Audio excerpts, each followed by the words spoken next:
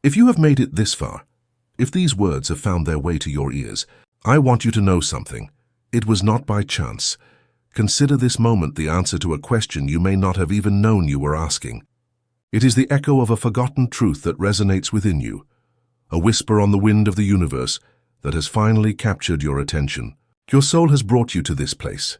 This is not an audiobook you must struggle to understand with your mind. It is not a collection of data for your intellect. It is a key of resonance, a vibrational code designed to bypass the guardian of logic and speak directly to the wisdom that already dwells within you. Its purpose is not to teach you something new, but to help you remember what you have always known. So I ask you to make a pact with me and with yourself. For the moments that follow, lower the guard of your analytical mind. Do not try to decipher everything. Do not question. Simply take a deep breath and allow these words to wash over you like a gentle rain. Listen not just with your ears, but with the cells of your body. Listen with the intelligence of your heart. Feel the resonance of each phrase within you, for there is an ancient knowledge inside you that will recognize the sound of its own language. You are about to remember the map back home. You are about to decipher the soul code. Chapter 1. The Mirror of Reality. What is reality? Think about it for a moment. For most of us, reality is what's out there. It's the solid, relentless world that happens to us. It's the morning traffic, our boss's opinion, the doctor's diagnosis, the number in our bank account. It is a set of external circumstances, often random and beyond our control, to which we must react, adapt, and hopefully survive. From this perspective, we are small boats adrift in a vast, unpredictable ocean, and life becomes a constant effort to row against the waves, to protect ourselves from storms, and to pray that favorable winds will carry us to a safe harbor. But today I invite you to drop the oars. I invite you to stop fighting the ocean and instead look at your own reflection on its surface. Because the first and deepest truth of the soul code is this: the world is not happening to you. The world is responding to you. Reality is not a static photograph. It is a living mirror, an infinitely intelligent, precise, and ruthlessly honest mirror that does not reflect what you want, does not reflect what you deserve, and does not even reflect what you ask for. It reflects moment by moment, with perfect fidelity, what you are. This is an idea that shakes the foundations of our identity as victims. It is a teaching that returns to us a responsibility so immense that it may at first frighten us, but which, once accepted, gives us the key to an unimaginable freedom, the physics of the reflection. Everything is vibration. This is not a simple poetic metaphor. It is the functional description of the universe we inhabit. Quantum physics, the cutting edge of our science, has reached the same conclusion that mystics have taught for millennia. At its most fundamental level, nothing is solid. Everything we perceive as matter, your body, the chair you sit in, the stars in the sky, is in reality 99.9% empty space. And what is left, that small fraction, is not hard matter but packets of energy vibrating at specific frequencies. You are not a solid body inhabiting a solid universe. You are a vibrant energy field interacting with a vast, vibrant energy field. You are, in essence, a musical note in the great symphony of the cosmos. Your inner state, the sum total of your thoughts, your beliefs, and above all your emotions, is not a private event contained within your skull or your chest. It is a specific vibrational frequency, an energetic signature that you constantly emit to the quantum field, to the mirror of the universe. And the universe, by the fundamental law of resonance, has no choice but to orchestrate the energy particles around you to match, to harmonize, to reflect the signal you are emitting. Like attracts like, not as a self-help concept, but as a physical law as real as gravity. A vibration of fear cannot, by law, attract a lasting experience of peace. A vibration of lack cannot, by law, manifest a reality of sustained abundance. A vibration of resentment cannot, by law, coexist with a life full of love and connection. The mirror cannot show a smile if you present it with a frown. The diagnosis of the soul, reading your own reflection. Once you accept this truth, your life is transformed from a series of random events into a perfect feedback system. Your current reality ceases to be a sentence and becomes an incredibly accurate diagnosis of your inner state. Do you want to know what your deepest and truest beliefs are? Don't look in your mind. Look at your life. Your life is the three-dimensional imprint of your subconscious. If you find yourself constantly in relationships where you don't feel valued, the mirror is showing you with a severe love, a deeply ingrained belief that says, "I am not worthy of love." You can tell yourself 1,000 times that you are valuable. But your vibration, the real signal you emit, is telling another story. And reality responds to the vibration, not to the words. If you experience a constant struggle with money, with a feeling of never enough, the mirror is reflecting subconscious beliefs about lack, perhaps learned in childhood, that say money is hard to get or I don't deserve to be abundant. The universe is not denying you abundance. It is simply being a perfect mirror for the frequency of scarcity you emit. If your body manifests illness or chronic pain, the mirror is inviting you to look at the incoherence, the stress, or the unprocessed emotion you are holding in your energy field. Illness is not an external attack. It is a condition of the inner ecosystem that has become visible in the body. This perspective requires immense courage. It demands that we abandon the comfort of blaming others, the government, the economy, our parents, our partner. Blaming is surrendering our power. It is declaring that the image in the mirror has a life of its own and that we are its victims. Alchemy begins the moment you turn around. Stop pointing at the mirror and look at yourself. The origin of the image, the 3 levels of the reflection. Beliefs, emotions, and vibration. The reflection you see is not simple. It is composed of layers. To truly understand how the mirror works, we must dissect the components of the signal we emit. The deep layer, beliefs, the invisible foundations. As we explored in our previous journey, beliefs are the constitution of your reality. They are the thoughts you have practiced for so long that they have become automatic, subconscious truths. They are the foundation upon which everything else is built. You cannot build a skyscraper of prosperity on a foundation of "I am not enough." The structure, sooner or later, will collapse to honor the integrity of its foundations. Most of us are not aware of these fundamental beliefs, but the mirror of our life reveals them to us incessantly. Your job is not to fight the reflection, the external problem, but to excavate and change the foundations, the internal belief. The middle layer, emotions, the atmosphere that stains everything. If beliefs are the foundations, emotions are the climate of your kingdom. They are the energetic charge that activates and empowers your beliefs. A belief without emotion is relatively inert, but a belief charged with the powerful emotion of fear or love becomes a magnet. As we saw with the heart, your emotions generate the most powerful electromagnetic field in your body. This field is the ink with which you color the mirror. You can have the belief that the world is a friendly place, but if you spend the day feeling the emotion of anxiety, the mirror will reflect anxiety, not the belief. Emotion is the language that the universe understands fastest. That is why feeling gratitude for the abundance you already have is infinitely more powerful for attracting more abundance than simply thinking about it. You are emitting the emotional signal that abundance is already your reality. The mirror must by law show you more of that. The surface layer, thoughts, the waves in the water. Your thoughts are the waves you constantly create on the surface of the lake of your consciousness. An isolated thought has little power, but repeated thoughts, habitual thought patterns, begin to create a current. If you constantly think about what could go wrong, you are creating a small current of energy in that direction. If you focus on gratitude and possibility, the current flows there. Thoughts are the rudder. They are not the engine of the boat. That is the power of emotion and beliefs, but they do determine the direction in which you point that power. A conscious and deliberate thought is the first step to changing an emotion and, in the long run, rewriting a belief.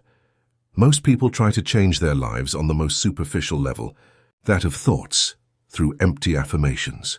They repeat, "I am abundant, while their emotions scream, "I am terrified of debts," and their deep beliefs whisper, "I don't deserve it." The mirror, confused by these contradictory signals, can only reflect the inner chaos, a life of ups and downs, of brief moments of hope, followed by the inevitable return to the reality of always. True transformation is not an act of force, but of alignment. It is when your thoughts, the intention, your emotions, the energy, and your beliefs, the subconscious truth, sing the same song.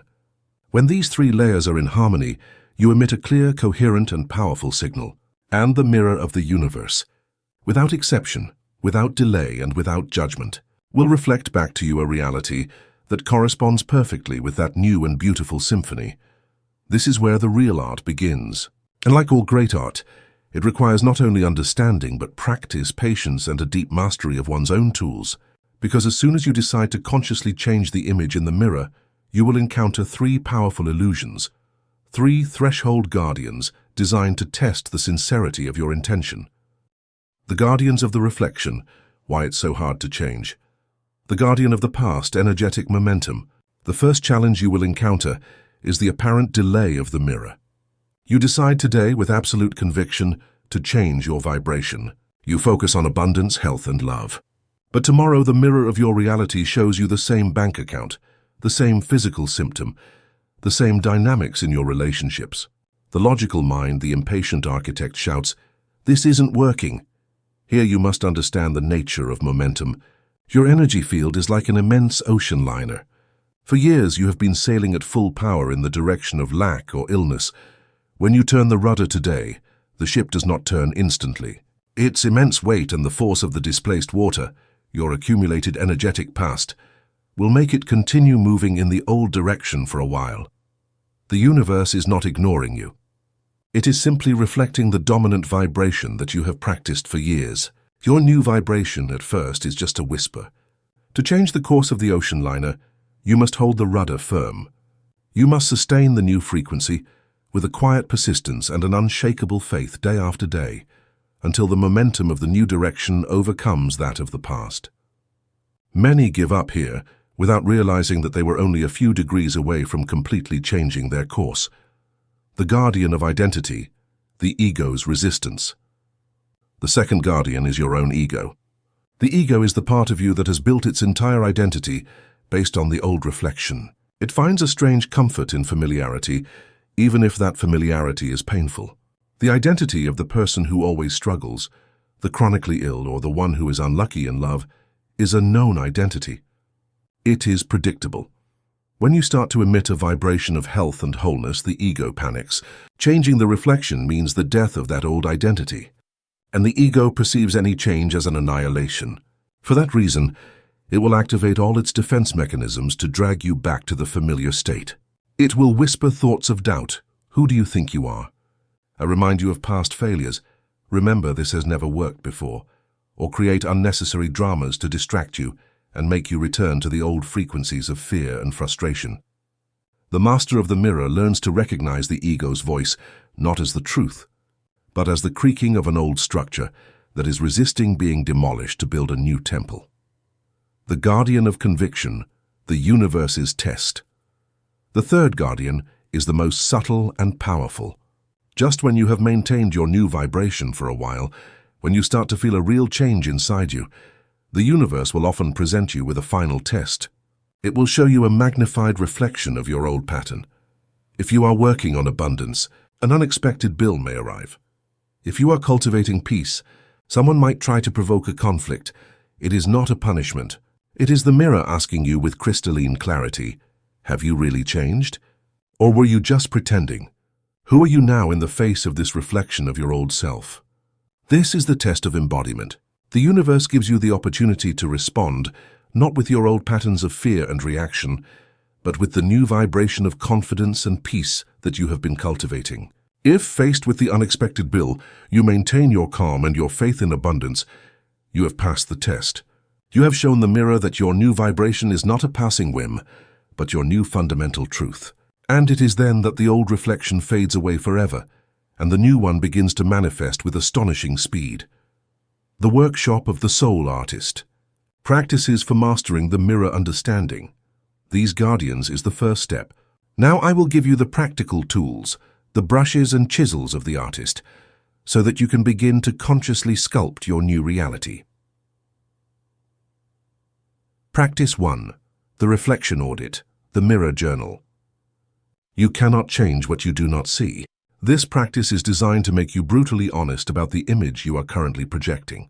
Step 1. Choose a canvas. Choose a specific area of your life that you wish to transform: health, finances, a relationship, career. Do not try to change everything at once. Focus on one canvas. Step 2. Describe the reflection. In your journal, without judgment and without drama, objectively describe what the mirror is showing you in that area. Write the facts. For example, in my finances, the mirror shows me a debt of X amount, an income that feels stagnant, a constant sense of anxiety when paying bills, or in my health, the mirror shows this persistent physical symptom, low energy levels in the afternoon, a feeling of frustration with my body. Step 3. Deduce the vibration. Now become a soul detective. Looking at that description, ask yourself, if this is the reflection, what must be the vibrational signal, the emotion and the belief that is creating it? Write the answer, following the financial example. The underlying emotion is fear. The deep belief is, there is never enough and I am not good at managing money. This exercise takes you out of the role of victim and puts you in the role of a scientist observing cause and effect. It gives you the power to see the direct connection between your inner world and your outer world, which is the first step to changing the equation. Practice 2. The vibrational rehearsal, the mirrored future meditation. This is the central practice of the artist. If you want the mirror to show a new image, you must first create that image in the studio of your mind and heart. You cannot wait for reality to change to feel good. You must feel good for reality to change. Step 1. Create your sanctuary. Find a quiet place where you won't be disturbed for 15 minutes. Sit or lie down comfortably. Close your eyes. Step 2. Calm the waters. Begin with several deep breaths. With each exhale, feel the surface of your mind calm down. Let go of the day's worries. Arrive at the present moment. Step 3. Project the new image. Bring to your mind a clear image of your desired reality in the area you chose. Do not focus on the how you will get there. Focus on the final result. What does it look like? What does it sound like? What does it smell like? Make it as vivid as possible. Step 4. Feel the emotion now. This is the crucial step. Once you have the image, ask yourself, what emotion would I feel if this were already my reality? Would it be gratitude, relief, freedom, joy, peace? Choose the main emotion. Now do the work of generating it in your body. In this very instant. Don't just think it, feel it. Smile. Let the chemistry of that emotion flood every cell of your body. Feel the gratitude in your heart. Feel the freedom in your breathing. Step 5. Embody and let go. Remain in this elevated emotional state for several minutes. You are emitting a new vibrational signal. You are showing the mirror a new image from within. When you finish, do not desperately cling to the result. Release the image with confidence, like an artist who has finished his work and knows it will manifest. Practicing this daily, preferably in the morning, is like tuning your musical instrument before the day's concert. You begin to emit the new frequency before the external world has the opportunity to remind you of the old one. Practice 3. The anchor of the new image, the ritual of evidence. Once you begin to rehearse your new vibration, the mirror, subtly at first, will begin to change. Your job is to become a hunter of evidence of this new reflection. Step 1. Set the intention. In the morning, declare, today I seek and find evidence that my new reality is manifesting. Step 2. Hunt for evidence. Throughout the day, keep your senses alert. The evidence can be minuscule. If you are working on abundance, it could be finding a coin on the street, a friend inviting you for coffee, or receiving a compliment at work.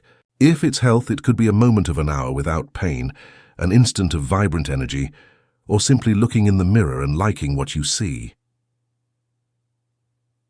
Step 3. Perform the anchoring ritual. Every time you find a piece of evidence, no matter how small, you must anchor it. Stop. Take a deep breath. Put a hand on your heart, and say inwardly or aloud if you can, thank you. I see it. I recognize that this is the new reflection. More of this, please.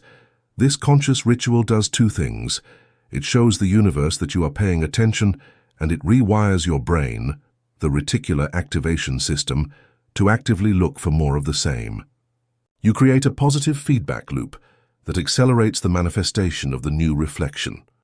Chapter 2. The Symphony of Vibration. If reality is a mirror, vibration is the light that projects the image. If life is an ocean, vibration is the current that determines your course. But the most precise metaphor is this: the universe is an infinite orchestra, and everything in existence, from the most distant galaxy to the smallest quark, is an instrument playing its unique note. And you, in the midst of this cosmic symphony, are not a silent spectator. You are an instrument, and you are playing a song in every moment of your life. The question is not whether you are playing, but what song are you performing? Is it a melody of joy and expansion, or is it a dissonance of fear and contraction? Because the law of resonance dictates, in a way as impartial as the law of gravity, that the universal orchestra can only accompany the music that you yourself are emitting. The physics of sympathy. The secret of the tuning forks to understand this law in its essence. Let's imagine a simple and profound experiment. Place two identical tuning forks, both tuned to the same note, say middle C, at opposite ends of a large room. Now take a small mallet and gently strike one of them. The first tuning fork comes to life, emitting a pure and clear sound wave, an invisible vibration that travels through the air of the room. At first, nothing else seems to happen. But if you get close to the second tuning fork, the one no one has touched, and listen carefully, you will perceive a silent miracle. An almost imperceptible hum begins to emanate from it, and if you wait long enough, that hum will become the same pure, clear note as its twin on the other side of the room. It has begun to vibrate, not by direct contact, but by sympathetic resonance. The wave from the first tuning fork found a receiver that was tuned to its same frequency and awakened it, activated it, invited it to join the song. Now, imagine that in that same room there are hundreds of other tuning forks, tuned to all possible notes: D, E, F sharp, B flat. When you strike the C tuning fork, what happens to all the others? Absolutely nothing. They remain silent, not because the sound wave doesn't reach them, but because they are not tuned to it. They do not resonate. You are the first tuning fork. Your state of being, your personal tone, is the note you constantly emit to the universe. And the universe is that room, full of an infinite potential of experiences, people, and circumstances, each vibrating at its own frequency. The law of resonance guarantees that only those experiences and people that are tuned to your personal note will begin to vibrate in your reality. You don't attract what you want. You attract what you are. You don't manifest your desires. You manifest your frequency, the anatomy of your personal tone, the chord of your being. This note you emit is not simple. It is a complex chord, a unique vibrational signature composed of three main layers that resonate together, creating the symphony of your being. These layers correspond to those we saw in the mirror, but now we will understand them from their musical and vibrational perspective. The fundamental note, the vibration of your beliefs. Your subconscious beliefs are the fundamental note of your chord, the deep, sustained bass note that gives your song its main tonality. It is a vibration so profound and constant that often you are not even aware that you are emitting it. In the same way that in an orchestra, you may not distinguish the double bass, but its presence supports the entire harmonic structure. A belief like life is difficult is a deep, heavy, and dissonant fundamental note. It is a constant hum of 70 hertz that underlies everything you do. You can try to play a cheerful melody of optimism over it, but that bass note of struggle will continue to sound, creating a harmonic tension that feels like sabotage or bad luck. A belief like I am safe and the universe supports me is a resonant, harmonic, fundamental note, like a deep, perfectly tuned C. It provides a basis of stability and peace upon which any melody, even one of temporary sadness, can sound beautiful and contained, knowing that the harmonic base is secure. These beliefs are the slowest and most powerful vibrations of your being. Changing them is like retuning the thickest string of a piano. It requires intention, repetition, and time, but once the new fundamental note is tuned, all the music of your life changes with it. The main melody, the vibration of your emotions. If beliefs are the background harmony, your emotions are the melody. They are the most dynamic, most perceptible vibrations, and the ones that carry the main burden of your song. It is the violin line that soars above the orchestra, the one that tells the story and conveys the feeling. As we learned in the workshop of the Emissary of the Kingdom, your heart is the great generator of this emotional melody. When you feel contraction emotions like fear, anger, or frustration, your heart beats incoherently.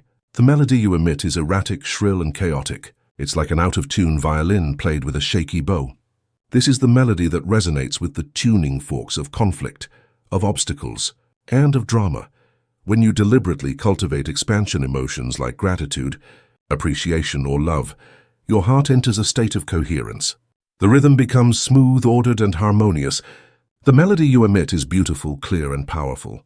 It is a sonata that resonates with the tuning forks of synchronicity, of unexpected help, of beauty, and of opportunities. Most of us allow external circumstances to dictate our emotional melody. The initiate in the soul code learns to be the composer. He chooses the melody he wants to play from within, knowing that the orchestra of the universe will join him in resonance. The harmonics and overtone, the vibration of your thoughts. Finally, your thoughts are the highest and fastest frequencies. They are the harmonics and overtones that give your chord its color, texture, and complexity. An individual thought is like a fleeting, almost imperceptible overtone. It has very little power to activate other tuning forks on its own. However, when thoughts become repetitive and obsessive, what we call worry or rumination, they create a constant, high-frequency hum. It's like the sharp squeal of a poorly connected sound system. Even if the fundamental note, belief, and the melody, emotion are beautiful, this hum of negative thoughts creates constant interference, clouds the clarity of your signal, and drains your energy. Conversely, centered, conscious thoughts aligned with your emotional melody act as perfect harmonics. If your emotion is gratitude, the melody, and your thoughts are focused on actively seeking things to be grateful for, the harmonics, the resulting chord is of extraordinary richness and power. Thoughts are not the source of your vibrational power, but they are the focusing system that directs and refines the energy of your beliefs and emotions. The resulting chord, your vibrational signature in the now in every moment. The sum of these three layers, the deep note of your belief, the melody of your emotion, and the harmonics of your thoughts, creates a unique chord. This is your vibrational signature. This is the song the universe hears. When there is dissonance between the layers, for example, you try to think positively, harmonics, about an emotion of fear, melody, that is based on a belief of I'm not enough, fundamental note, the resulting chord is confused and weak. It is a muddy signal that the universe cannot interpret with clarity, and the reflection in your life will be equally chaotic and unpredictable. Mastery is not about trying to play a happy chord 24 hours a day. It is about learning the art of vibrational coherence. It is the process of deliberately aligning your thoughts with the emotional melody you wish to cultivate, so that together they can, little by little, retune the fundamental note of your deepest beliefs. When you achieve this alignment, your song becomes crystal clear, and it is then that the magic of resonance unfolds in all its splendor. The tuning forks of the universe that are tuned to your new, beautiful symphony have no choice but to awaken, vibrate, and join your music, manifesting in your life as the people, circumstances, and opportunities that correspond perfectly to your new song. You have understood the theory. You have seen how you are an instrument in the cosmic orchestra. But how do you tune an instrument that has been playing the same out-of-tune melody for years? How do you learn to read the score of the soul and to deliberately compose a new symphony? Welcome to the Soul's Conservatory. Welcome to the practical workshop of the Master Tuner. The first thing a musician must understand is that he cannot tune his instrument from a distance. He must be present with it. He must feel the tension of the strings, hear the quality of the note, be in communion with the wood and the metal. Most of us live as absent musicians. Our body instrument is here in the present, but our consciousness is somewhere else, trapped in the echoes of yesterday's melodies, the past, or anxiously rehearsing the catastrophic symphonies of tomorrow, the future. And in the meantime, the instrument continues to play on autopilot the old song it learned so long ago. Therefore, the first principle of tuning is presence, the simple act of bringing your consciousness back to your body, to this moment, to your breath. It is in this space of presence that, for the first time, you can clearly hear the music you are truly emitting. And only from here can you begin to tune it. The Conscious Musician's Workshop, practices for tuning your vibration. The following practices are the initiate's tools. They are not tasks, but acts of devotion to your own being. They are the art of learning to play the music of your soul with mastery. Practice 1. Tuning the melody, the emotional pivot. Your emotional melody is the most potent and dynamic part of your vibration. Changing it has the most immediate effect on your life experience. But you cannot go from the dissonance of despair to the harmony of joy in a single step. That would be like trying to jump from one end of a piano to the other. The art lies in moving smoothly up the scale, note by note. We call this the emotional pivot. Step A. Honor the dissonance. Acceptance without resistance. When you feel a low vibration emotion, fear, frustration, sadness, your first instinct is to fight it, to repress it, or to judge it. This is like trying to silence an out-of-tune string by tightening it harder. It only increases the tension and the noise. The master's first step is to do the opposite. Accept it. Close your eyes, feel the emotion in your body, and say inwardly, I see you, frustration. I feel you. For this moment, you have permission to be here. In doing this, you stop being at war with your own energy. The resistance dissolves, and the energy trapped in the dissonance can begin to move. Step B. Find the note of relief, the next best thought. Do not try to force yourself to think positive. That vibrational gap is too large. Your only task is to find the thought that feels a little better. A thought that brings a small sense of relief. If your dissonant thought is, I'm overwhelmed, I'll never finish all this work. A thought of relief is not, I love my job and everything is easy. A thought of relief could be, okay, it's true that I feel overwhelmed, but I don't have to do it all right now. What is the one thing I can do in the next 10 minutes? Or even, I've survived days like this before. I can just breathe for a moment. Relief is the first sign that you are moving up the vibrational scale. Step C. Follow the harmonic chain. Once you find a thought that gives you relief, hold on to that feeling. And from that new place, look for the next thought that feels a little better. And then the next. It's a gentle ascending chain, from I can breathe to I've gotten through this before, to maybe I can ask for help on this task, to actually, when I focus on one thing, I'm pretty effective, to it will feel good when I finish this.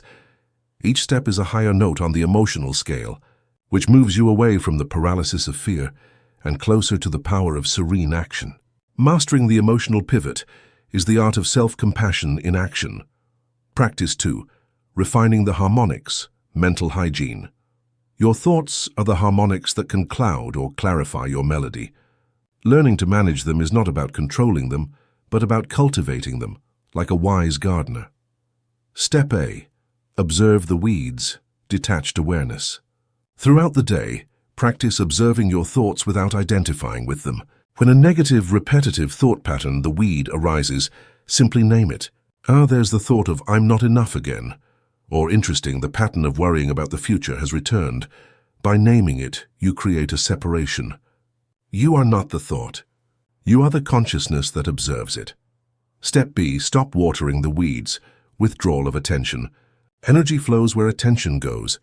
Fighting a negative thought is like trying to pull out weeds with anger. You just churn the soil and spread the seeds. The most effective way to weaken the weeds is to stop watering them with your attention and belief. When you observe the negative thought, don't analyze it, don't argue with it, don't judge it. Simply let it pass like a cloud in the sky, and then deliberately redirect your attention to something else, to your breath, to the sensation of your feet on the ground, to something beautiful in your environment. Step C. Plant new seeds. Conscious questions. Instead of forcing positive affirmations, which the ego often rejects, plant seeds in the form of empowering questions. A question opens the mind, while an affirmation can sometimes close it. Instead of affirming, I am abundant, plant the question, what would happen if I started noticing the abundance that already exists in my life? Instead of, I am healthy, ask, what is the most loving action I can take for my body right now?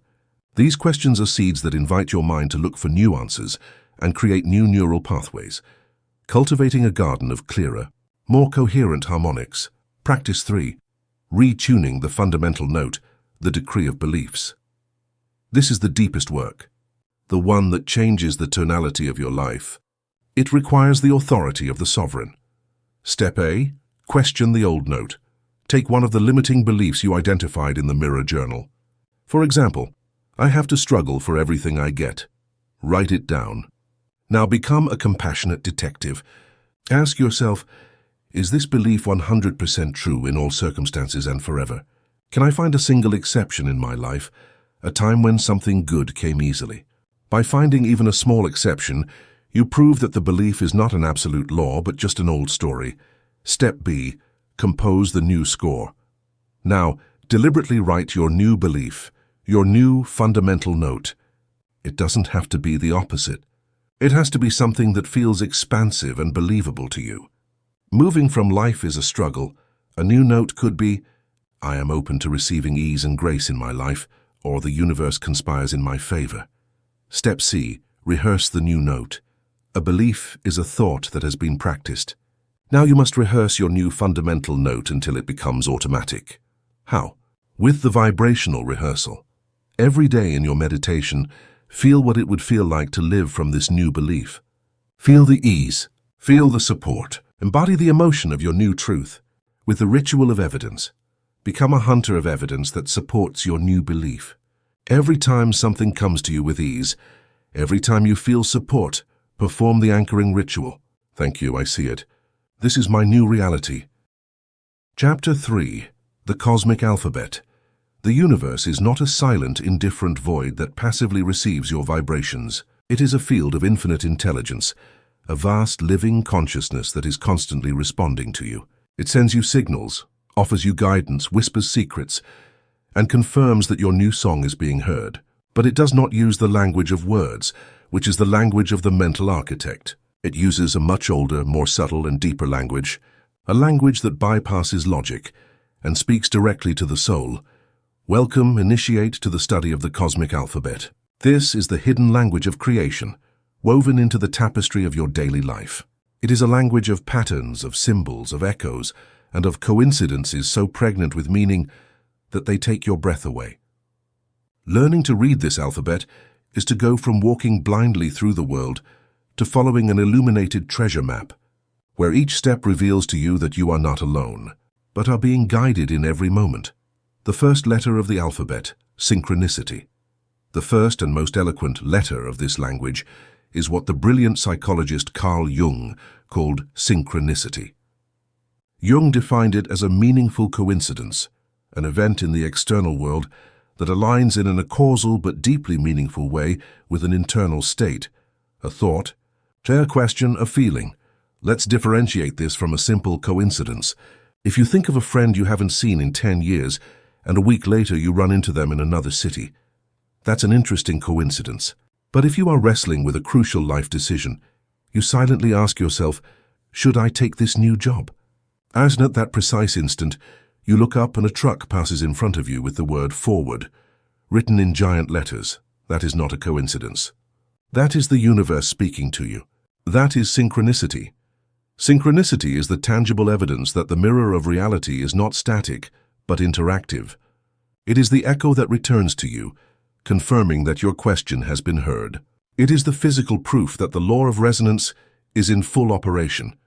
When you change your vibration, when you begin to play a new song, the universe, like a divine orchestra conductor, begins to move the musicians and instruments around you to harmonize with your new melody. Synchronicity is the sound of those instruments tuning themselves and beginning to play alongside you.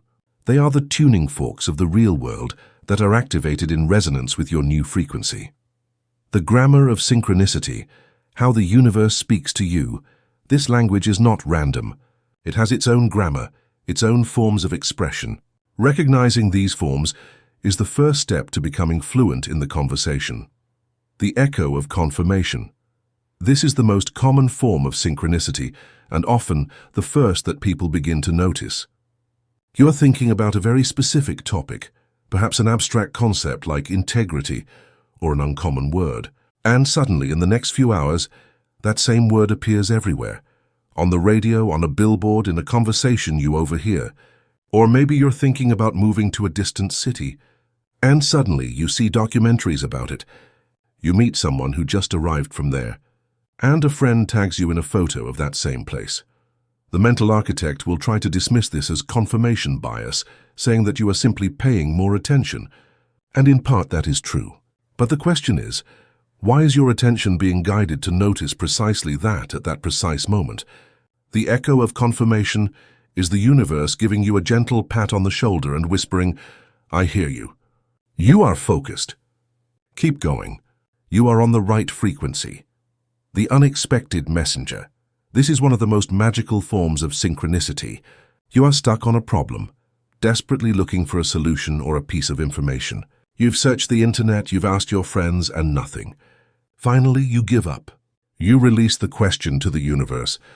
The next day, you run into an old acquaintance at the supermarket, and out of nowhere, in the middle of the conversation, he mentions a book, a contact, or an idea that is the exact answer to your problem. Or you sit down in a cafe, and the couple at the next table is loudly discussing the solution to the exact dilemma that has been tormenting you. These are not casual encounters. They are divinely orchestrated appointments. The universe, upon receiving your clear question, your vibration, has activated a messenger in its vast network of consciousness to deliver the information package you need, just when you need it. So the bridge of opportunities. Sometimes, synchronicity is not just information, it is action. It is the universe opening a door. You are thinking of changing careers, but you don't know how to start. Suddenly a friend calls you to say that a vacancy has opened up in their company, in the exact field you are interested in. Or you are dreaming of traveling to a specific place, but you don't have the money. Out of nowhere, you find out about a contest whose prize is a trip to that very destination. These are the bridges that the universe builds for you, connecting your inner vibration with an opportunity in the physical world. Your job is not to force the construction of the bridge. Your job is to maintain the vibration of the desired destination with clarity and confidence. Synchronicity will take care of the engineering. The skeptic on the throne, the architect's resistance. As you begin to notice these signs, you will face your greatest obstacle, the skepticism of your own mind. The royal architect, trained for years to look for logic, cause, and linear effect, will resist this new language. When you experience an astonishing synchronicity, his voice will immediately arise, trying to reduce the magic to a statistic. He will say, "It was just a coincidence. You are reading too much into it. You are seeing patterns where there are none. This voice is not your enemy. It is simply doing its job, protecting your known and predictable worldview. A universe that speaks and responds is, for the logical mind, a magical and therefore uncontrollable and dangerous place. Learning the cosmic alphabet requires that, as sovereign, you kindly ask your architect to step aside. It is not about suppressing logic, but about transcending it. It is about learning to trust in another kind of intelligence, an intelligence that does not reside in the head, but in the heart and in the gut. The validation of a synchronicity is not logical. It is resonant. It is not about proving that it was a sign.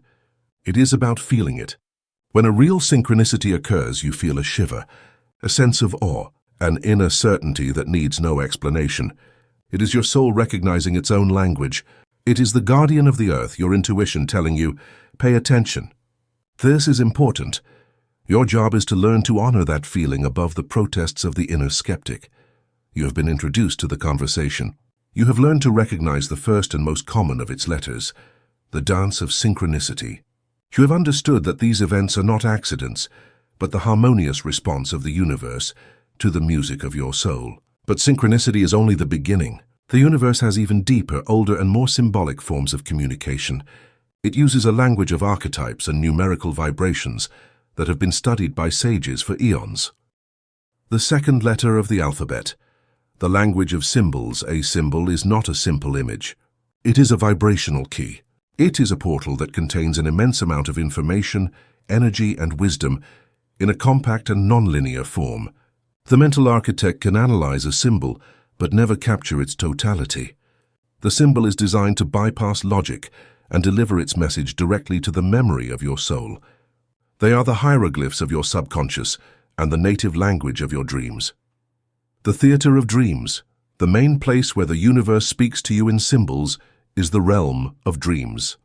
Every night when the sovereign sleeps, the noisy mental architect rests his guard. It is then that your higher consciousness, your soul, has the freedom to communicate with you without filters. And its preferred language is that of archetypes. Water in your dreams will almost always represent your emotional state. Was the water clear and calm or murky and stormy? Were you swimming easily or drowning? A house often symbolizes your own self. Was it in ruins or was it beautiful? Were you discovering new rooms, unknown parts of yourself, or were there locked rooms, repressed aspects? Flying usually represents freedom and spiritual expansion, while being chased indicates that there is something in your life, an emotion, a situation, or truth, that you refuse to face. The common mistake is to look for a dream dictionary and take its definitions as law. The initiate knows that, while archetypes have a universal meaning, the final interpretation is deeply personal. The symbol is only half of the message. The other half is the emotion it made you feel in the dream. That emotion is the key to the translation. The oracle of nature. The natural world is a book of living symbols. When you are deeply immersed in a question or an emotional state, and your attention is drawn to an animal or a natural phenomenon, it is not a distraction. It is an answer. Seeing an eagle flying in circles above you at a time when you need clarity can be a message for you to rise above your problem and look at it from a higher perspective. The appearance of a snake on your path can symbolize healing, transformation, and the need to shed your old skin. A sudden storm that breaks out just after an intense argument can be nature's mirror reflecting the need to cleanse emotional energy. The wise sovereign learns to see nature not as a backdrop, but as an advisor. He asks the world, "What are you showing me?" Symphony learns to listen for the answer in the flight of a bird or the shape of a cloud. The third letter of the alphabet. The code of numbers, perhaps the most mysterious and persistent way the universe speaks to us, is through numbers. From the ancient Pythagoreans, mystics have understood that numbers are not mere quantities. They are archetypal principles, vibrations that define the very structure of reality. The universe is sacred geometry. It is music written in numbers. Today, this language is most commonly presented to us through the repetition of number sequences, on the digital clock, on license plates, on receipts. Repeatedly seeing 1111, 333, 444 is not a glitch in the matrix. It is the universe sending you a vibrational text message, a pulse of encoded information. Although the interpretation, as always, has a personal component, these sequences have a universal archetypal resonance, or 1111, the portal. This is the signal of awakening. It is a green light from the universe that tells you, you are in perfect alignment. Your thoughts are manifesting at an incredible speed. Keep your focus on what you desire, not on what you fear. It is a call to mental mastery. Soud, balance. This is the vibration of faith, trust, and diplomacy. It is a reminder that you are exactly where you need to be. It asks you to trust in the divine process and to seek balance in your relationships and in your life. You are being supported even if you cannot see it. The Trinity. It is the number of the union of mind, body, and spirit. It is often interpreted as a sign that your spiritual guides or ascended masters are nearby, offering you their love, support, and protection. It is a call for you to express your truth and creativity. It's the foundation. It is the vibration of stability and angelic protection. When you see this number, the universe is telling you, we are building a solid and secure foundation around you. Your efforts are bearing fruit. You are protected and on the right path. 555, the change. This is the number of transformation, freedom, and movement. It is an announcement that a significant change is on the horizon or is already happening. The universe asks you to let go of the old, to make room for the new, and to embrace the transition with faith instead of fear. The sovereign learns to notice these numbers, not with superstition, but with a grateful curiosity. He sees them as winks from the cosmos, brief reminders of the intelligence and order that underlie the apparent chaos of life. The workshop of the cosmic interpreter, practices for becoming fluent understanding. This alphabet is one thing. Speaking it fluently is another. It requires practice and, above all, the intention to participate in the conversation. Practice 1. The Signals Journal. This is your most important tool. Dedicate a section of your journal exclusively to this purpose. Every time you experience a synchronicity, see a powerful symbol or a repeated number sequence, write it down. Column 1. The Signal. Describe the event objectively. I saw 4:44 on the clock. I dreamed of a giant tree with exposed roots. I ran into Anna just as I was thinking of her. Column 2. The context. What was happening in your life at that moment? What were you thinking or feeling right before you saw the signal? I was feeling insecure about my finances. I was wondering about my family roots. Column 3. The intuitive interpretation. Close your eyes. Take a deep breath. Ask your heart, not your head. What is the message here for me? Write down the first answer that comes to you, without judging it. The message is that I am safe and financially supported. The message is that I need to nurture my foundations. This simple act of recording trains your mind to pay attention and validates the conversation, inviting the universe to communicate with you with even more clarity. Practice 2. The dialogue with the symbol. When a symbol deeply affects you, especially one from a dream, don't just analyze it. Dialogue with it. Find a moment of calm. Close your eyes. Bring the image of the symbol to your mind. Visualize it in front of you. And then mentally ask it direct questions. Who are you? Why have you appeared in my life now? What is your message for me?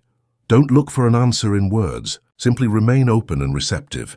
The answer may come as an emotion, another memory, a sensation in your body, or a sudden understanding. It is a method to access the wisdom of your own subconscious. Practice 3. The conscious request. You don't have to passively wait for signals to appear. You can actively participate in the dialogue. When you face a decision or need clarity, formulate a clear and respectful request. In the morning you can say, Universe, consciousness, my higher self, I am working on, describe your situation. Please, throughout this day, show me a clear and unequivocal sign that guides me. I will receive it with gratitude, and then let it go. Forget about it, and simply live your day with your eyes and heart open. By doing this, you are demonstrating your faith in the conversation and opening a direct channel to receive a response. You will be amazed at the speed and creativity with which the universe responds to a sincere request. Chapter 4. The Forge of the Mind Now.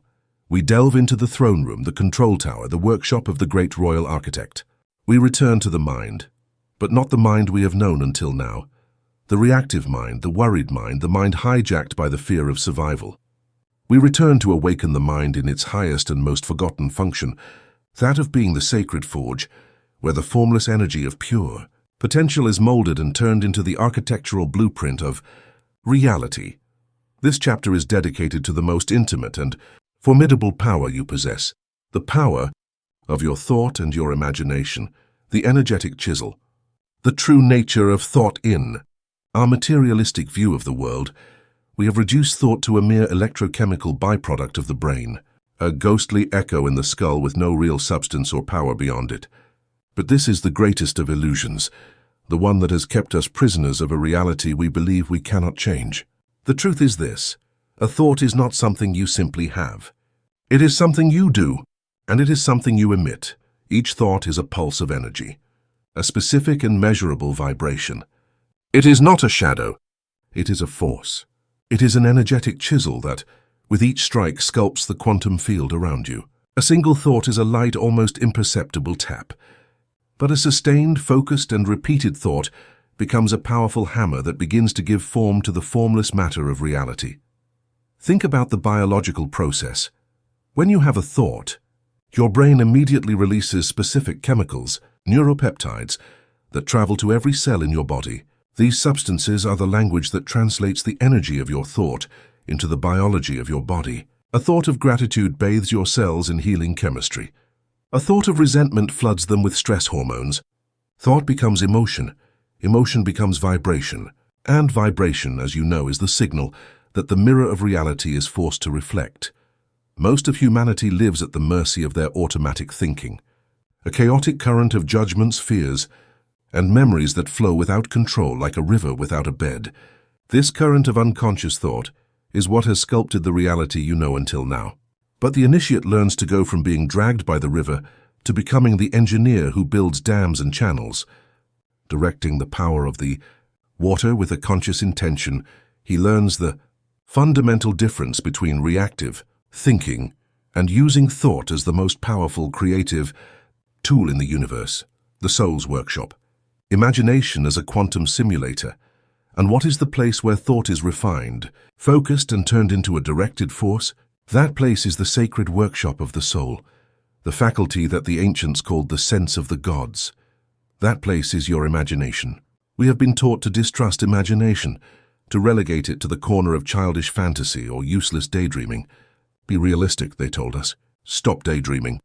And with those words, they stripped us of our most divine creative tool.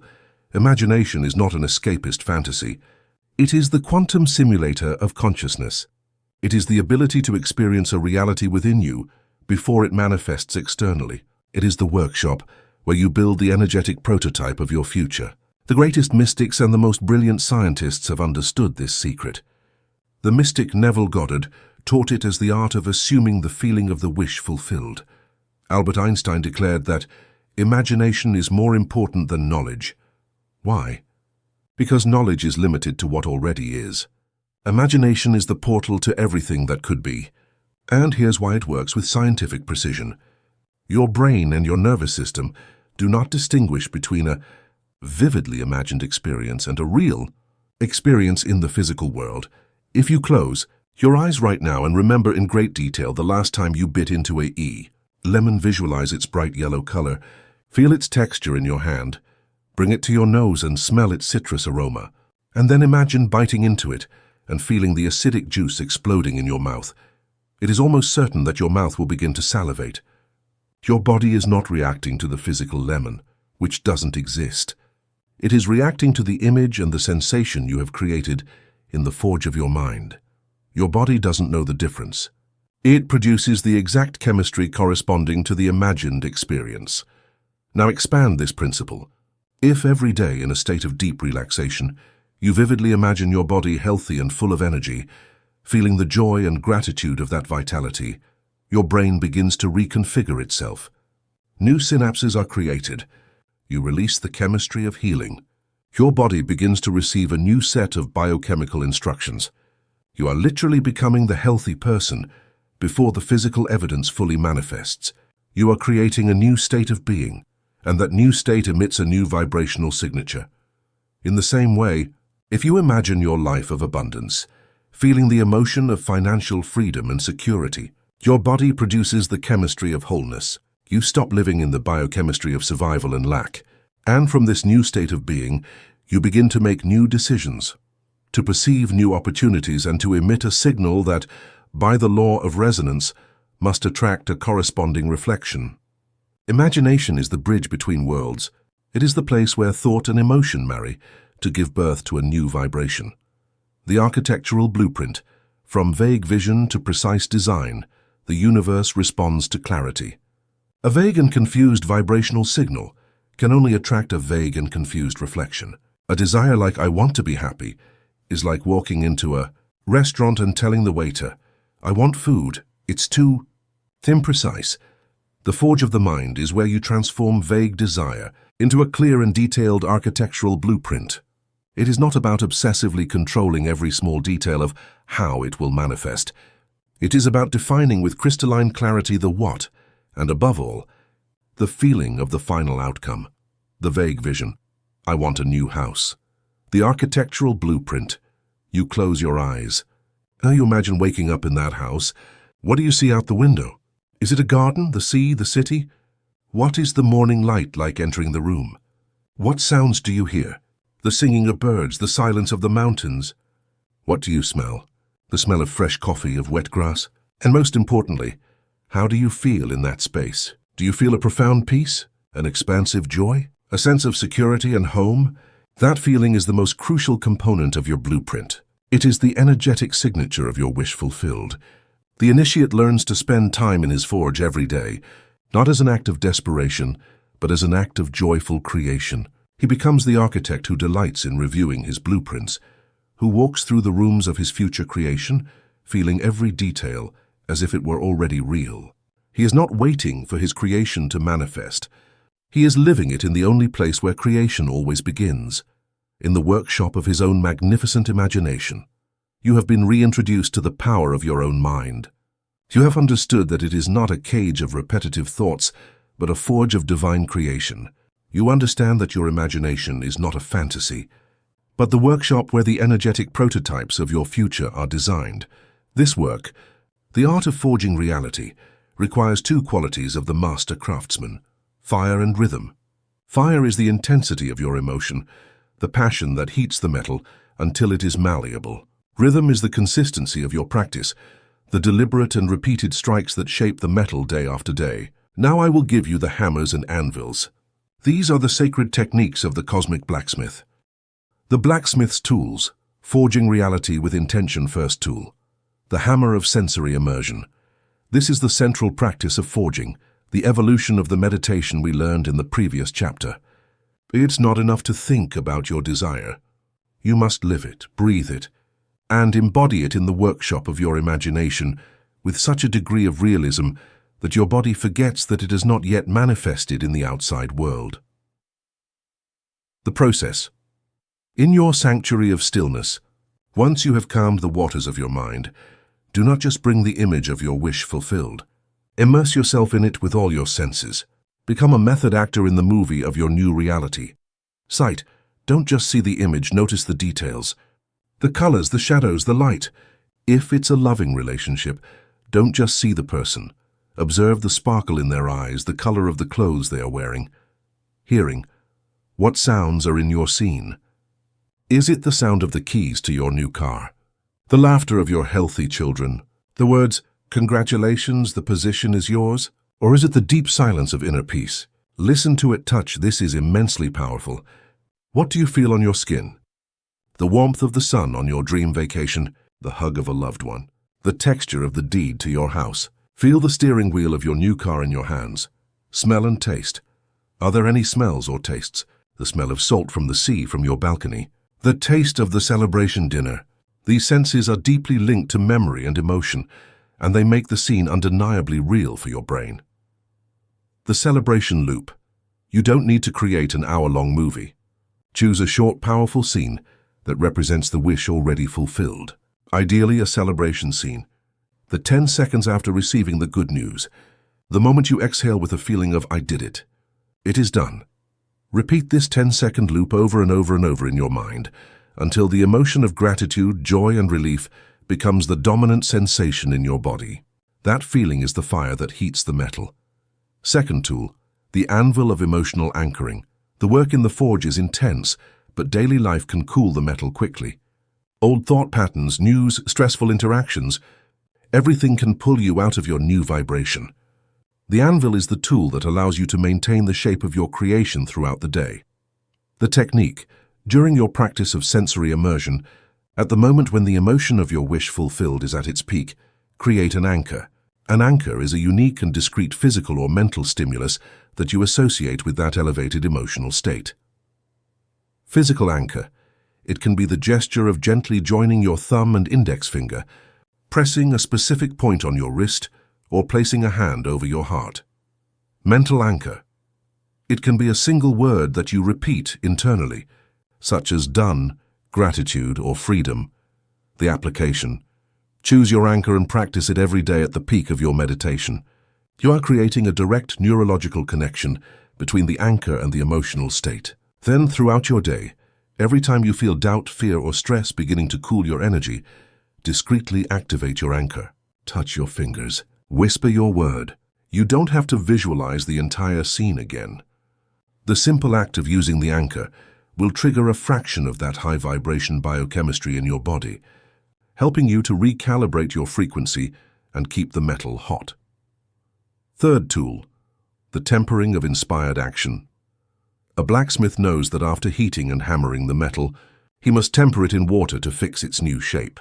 Inspired action is the water that tempers your energetic creation in the physical world. The crucial difference. There is a fundamental difference between forced action and inspired action. Forced action is born of fear, doubt, and lack. It is the mindset of "I have to make this happen." It leads you to struggle, to fight, to try to control every outcome. It is exhausting and often counterproductive because its underlying vibration is one of lack. Inspired action, on the other hand, is the next natural step that arises after you have done your energetic work.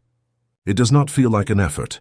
It feels like an impulse, an intuition, a sudden idea that feels light, exciting, and logical. The process. Your job is not to obsessively plan the 100 steps to get to your goal. Your job is to heat the metal every day in the forge of your mind. It is to align your vibration, and then to live your day in a state of receptive alertness. Inspired action can come as a sudden impulse to call a friend you haven't seen in years, a curiosity to go into a bookstore where you will find the book with the answer you need, an idea for a project that comes to you in the shower and fills you with an electrifying energy. The initiate trusts these whispers, and he acts on them without hesitation, because he knows that these impulses are not random. They are the universe's response to his new song. They are the synchronicities, as we saw in the previous chapter, that now present themselves as invitations to action. Acting on them is your way of telling the universe, yes, I am ready to receive. I am ready to co-create. The blacksmith's discipline, rhythm, and surrender, finally. The art of the blacksmith is sustained by two seemingly paradoxical pillars, iron discipline and absolute surrender. The rhythm of practice, forging a new reality, is forging new neural and energetic habits. It is not done in a single inspired session. It requires the constant rhythm of the hammer. Commit to your practice in the forge as if it were the most important meal of the day. Each daily session is a strike that shapes reality. It is consistency that builds the energetic momentum necessary to overcome the resistance of the past. The surrender of the outcome. This is the master's final secret. You must be completely committed to the process, but absolutely detached from the outcome. This means that you immerse yourself completely in the emotion of your wish fulfilled during your practice. But once you finish, you release your creation into the fire of the universe. You stop worrying about the when and the how. The obsession with the outcome emits a vibration of need and lack. I don't have it yet, which is the exact opposite of the vibration of the wish fulfilled. The true master blacksmith loves the process of heating and striking the metal.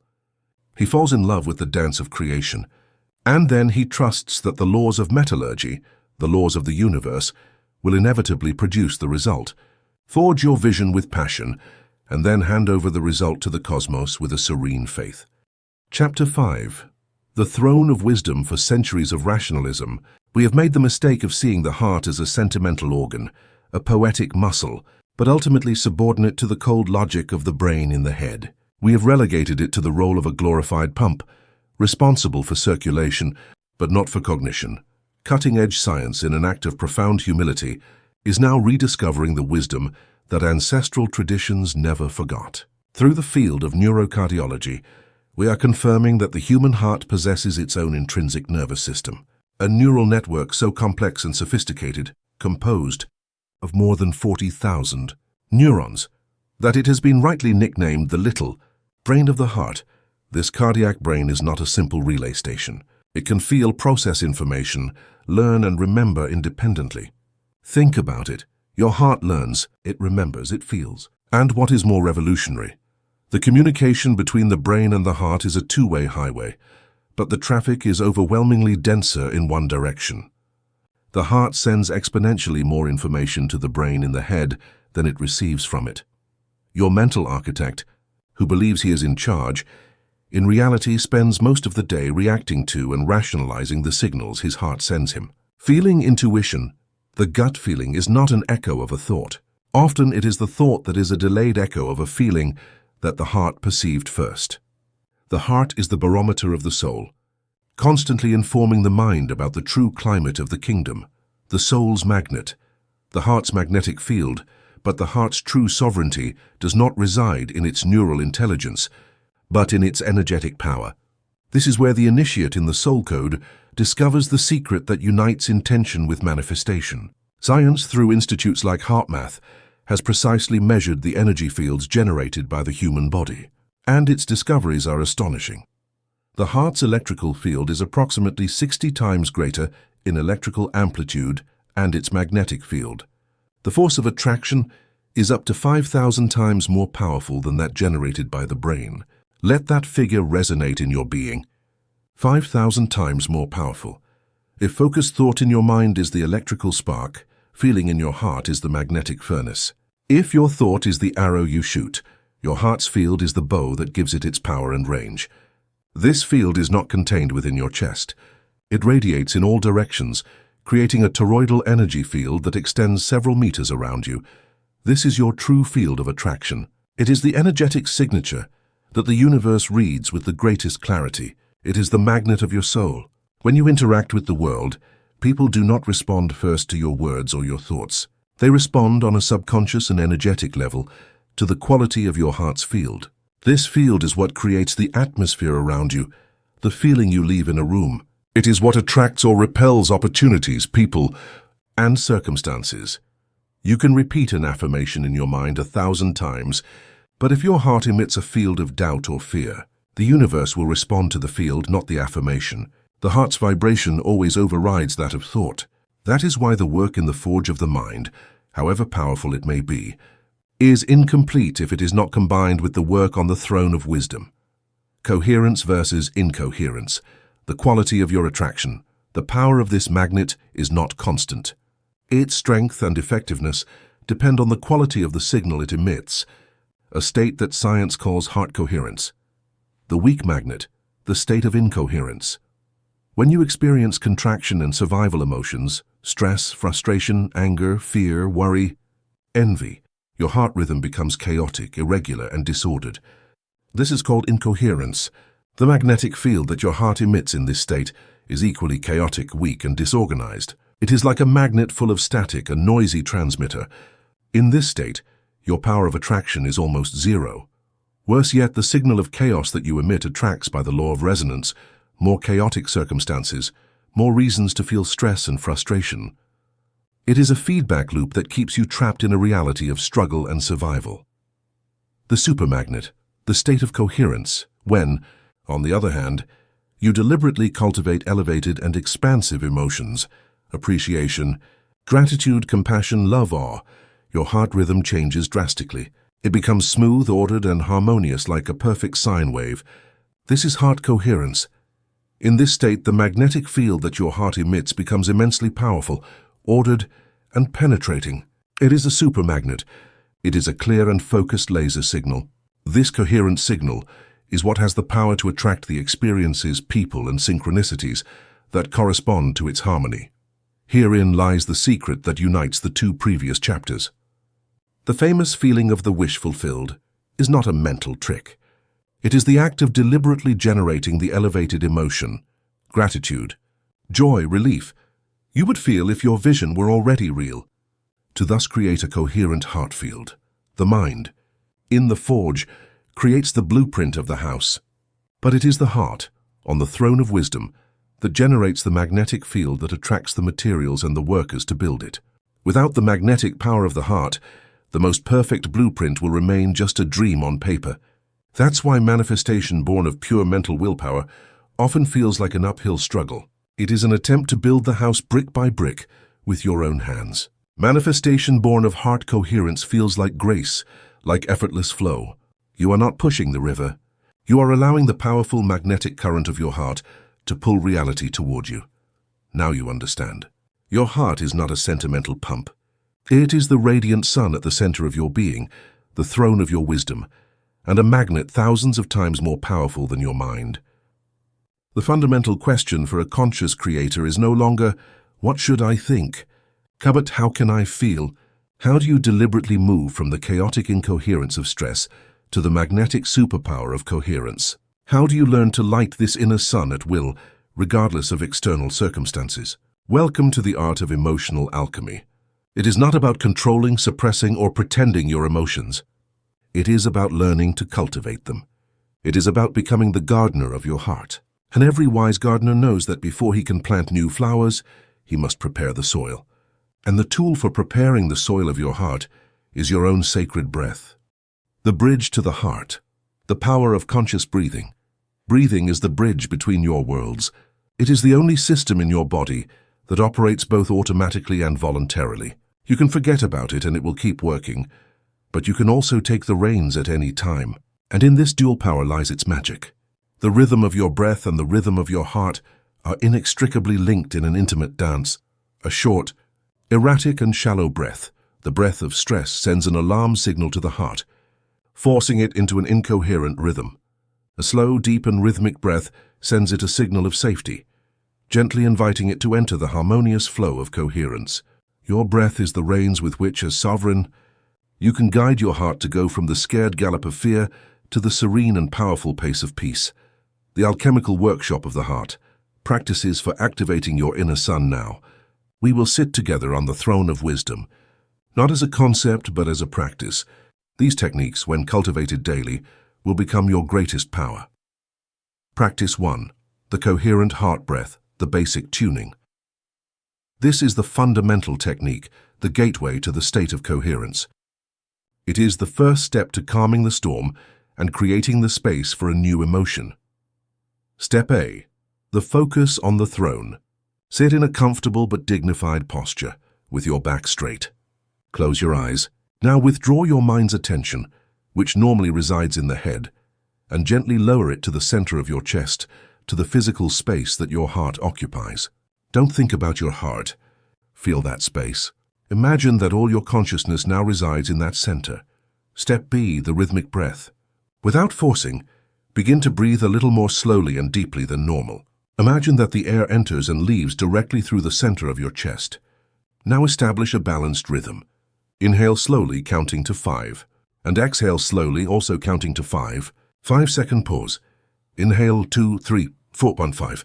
Exhale 2, 3, 4, 5. Maintain this gentle and constant rhythm. There is no tension. There is no effort. It is the breath of calm. Practice this for just 2 or 3 minutes. This simple act is a feat of self-regulation. You are using the bridge of your breath to send your heart and your nervous system the most powerful message of all. I am safe. The chaotic rhythm will begin to smooth out. Coherence will begin to emerge. You have prepared the ground.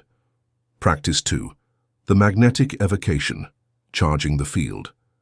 With coherence established by breathing, your heart's field is ordered, but it is not yet charged. Now we are going to infuse it with the energy of an elevated emotion to turn it into a super magnet. The process. While maintaining rhythmic breathing and focus on your heart, deliberately choose one of the following emotional fuels. Do not just try to think about them. Evoke them, feel them, embody them. The fuel of appreciation. This is the most direct path.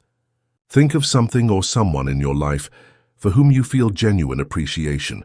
It doesn't have to be something grand. It can be your pet, the warmth of the sun on your skin, the taste of your morning coffee, the memory of a friend's laugh. Choose one thing. Bring it to your mind and your heart, and allow the feeling of gratitude and appreciation to blossom in your chest. Feel that warmth expand.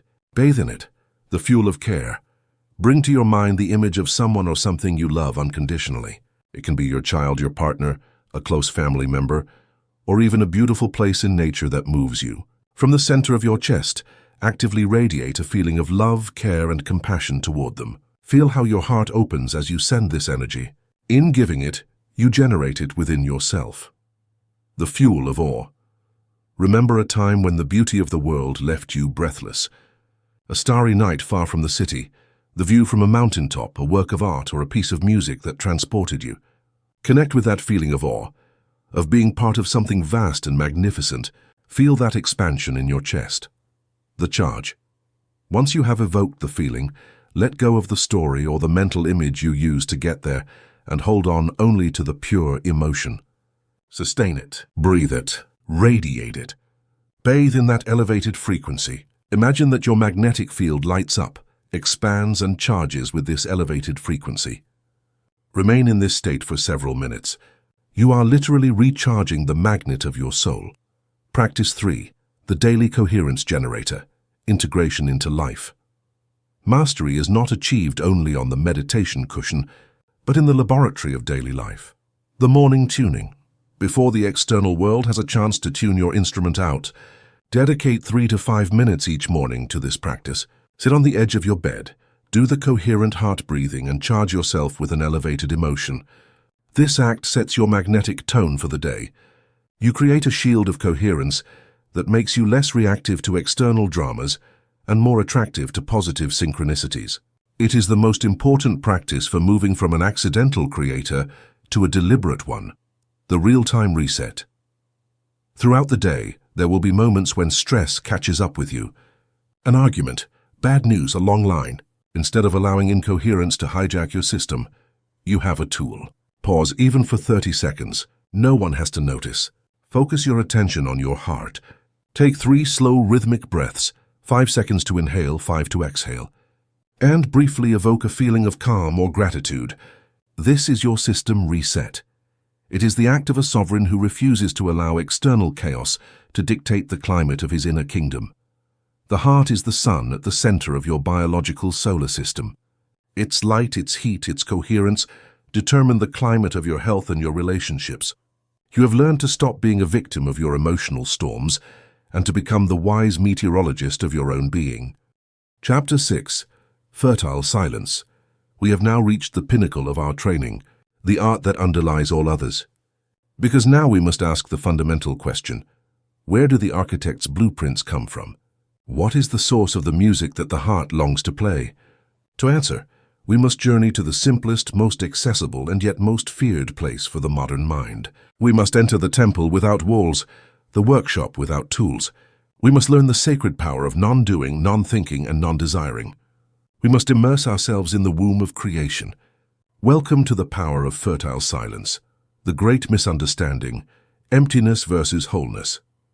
In our noisy, action-obsessed culture, we have come to equate silence with emptiness. We see it as an absence, an uncomfortable interlude between one stimulus and the next. Silence is the blank space we rush to fill with music, podcasts, conversations, with the incessant chatter of our own thoughts. For the ego, for the mind that believes its worth lies in doing and thinking, silence is terrifying. It is a reminder of nothingness, a foretaste of death. This is the greatest of illusions that keeps us disconnected from our source. The initiate in the soul code learns to experience silence not as an emptiness but as a wholeness. It is not the absence of everything, but the presence of everything. It is the primordial state of consciousness before it is fragmented into thoughts, forms, and objects. Quantum physicists call it the zero-point field, an ocean of infinite energy that underlies the entire manifest universe. Mystics call it God, universal consciousness, the Tao. It is the blank canvas on which all creation is painted. It is the dark, fertile earth from which all seeds sprout. It is the cosmic womb, silent and full of potential, where galaxies are gestated, noise is limited. Every sound, every thought is a specific thing. Silence, on the other hand, contains the possibility of all sounds, all thoughts, all creations. When you enter silence, you are not emptying yourself. You are dissolving back into the ocean of infinite potential, the paradigm of reception, tuning the cosmic station. Why is accessing this state so crucial? Because the universe, the infinite intelligence, is broadcasting wisdom, inspiration, and creative solutions 24 hours a day. It is a cosmic radio station that broadcasts on an incredibly subtle frequency. Most of us live with our own inner radio at full volume. The worried ego station is broadcasting non-stop a mix of old hits of regret, breaking news about future catastrophes, and an endless analysis of present problems. The noise of our own broadcast is so deafening that it is impossible to tune into the subtle and wise cosmic station. Fertile silence, the practice of meditation, is not an act of force to turn off your radio. It is the conscious act of turning down the volume of your own station so that you can, at last, hear the other one. The solution to your most complex problem, the inspiration for your greatest work of art, the answer to your heart's deepest question, they are not in your thinking mind. If they were, you would have already found them. They are being broadcast right now, but you can only receive them when you create the inner space for them to land. Silence is that space. It is the act of moving from being a transmitter to being a receiver. The tyranny of the doer. Why we fear silence. Our resistance to silence is deep. It is not just a cultural habit. It is an identity crisis. We have built our self-esteem on the archetype of the doer. We believe our worth comes from our productivity, our ability to solve problems, our constant busyness. The inner doer is the part of us that needs to always be in control. Always thinking, always planning.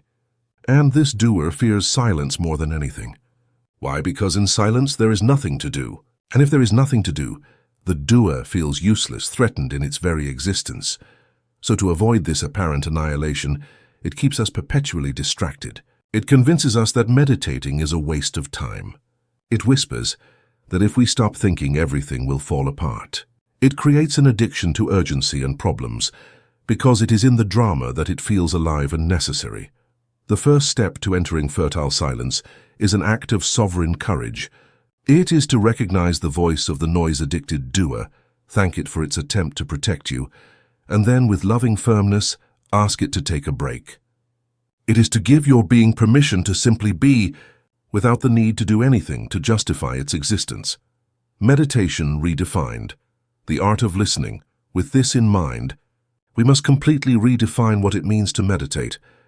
The biggest obstacle for most people is the belief that meditation is emptying the mind, and they try with Herculean willpower to stop their thoughts. This is like trying to stop the waves of the ocean. It is a lost battle that only generates more frustration and the wrong conclusion. I'm not good at meditating. The initiate in the soul code understands that meditation is not about stopping thoughts. It is about changing your relationship with them. You cannot stop the waves, but you can stop fighting them and instead sit on the shore and watch them come and go. Thoughts will continue to arise. They are the natural activity of the mind. The goal of meditation is not to create an empty mind, but to discover the silent consciousness that is aware of the thoughts. It is a radical change of identity. You go from being the thinker, trapped in the drama of every thought, to being the silent observer, the peaceful, immobile space in which thoughts appear and disappear.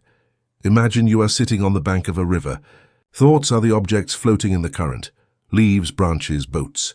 Your whole life, you have been jumping into the river, grabbing every object, fighting with it, letting yourself be carried away by the current. Meditation is the simple act of getting out of the water, sitting on the soft grass of the bank, and for the first time, simply watching the river flow. You see a thought of worry pass. You don't jump after it. You just notice it. Worry. And you let it continue on its course. Then a thought of a memory passes. You notice it. Memory. And you let it pass. In this act of detached observation, a miracle happens. By no longer feeding the thoughts with your attention and your energy, the current of the river begins to calm. The water becomes clearer. And between one thought and the next, you begin to experience brief moments of space, of pure silence. That space, that silence between two thoughts is the portal. It is the opening through which the wisdom of the universe can at last whisper its secrets to you. You have been introduced to the temple. You have understood that silence is not an emptiness to be feared, but the fertile ground to be cultivated. You understand that meditation is not a struggle against your mind, but an act of loving withdrawal to the throne of the silent observer. You no longer seek answers in the noise. You understand that true wisdom, the deepest inspiration, and the peace that surpasses all understanding await you in the silent space that lies beneath the surface of your mind. The practices that follow are not a rigid discipline, but an invitation to a dance. They are gentle anchors to help you navigate the vast ocean of your inner consciousness. Approach them not with the tension of one who seeks a result, but with the curiosity of an explorer who is venturing into a new and beautiful world. The Workshop of Silence, Practices for Navigating the Inner Ocean Practice. 1. The Art of Sitting, the Silent Observer Meditation. This is the fundamental practice, the pillar of your life as a conscious creator. It is the art of simply being. Step A. Create your sacred space. Choose a place and time when you know you will not be interrupted, even if it's only 10 or 15 minutes. Consistency is more important than duration. Sit comfortably, either in a chair with your feet on the floor or on a cushion on the floor. The only rule is to keep your back relatively straight, in a posture that is dignified but not rigid. This sends a signal to your body that you are present and alert. Gently close your eyes. Step B. Find your anchor. Your anchor is the point of focus that keeps you in the present moment. The most universal and accessible is your breath.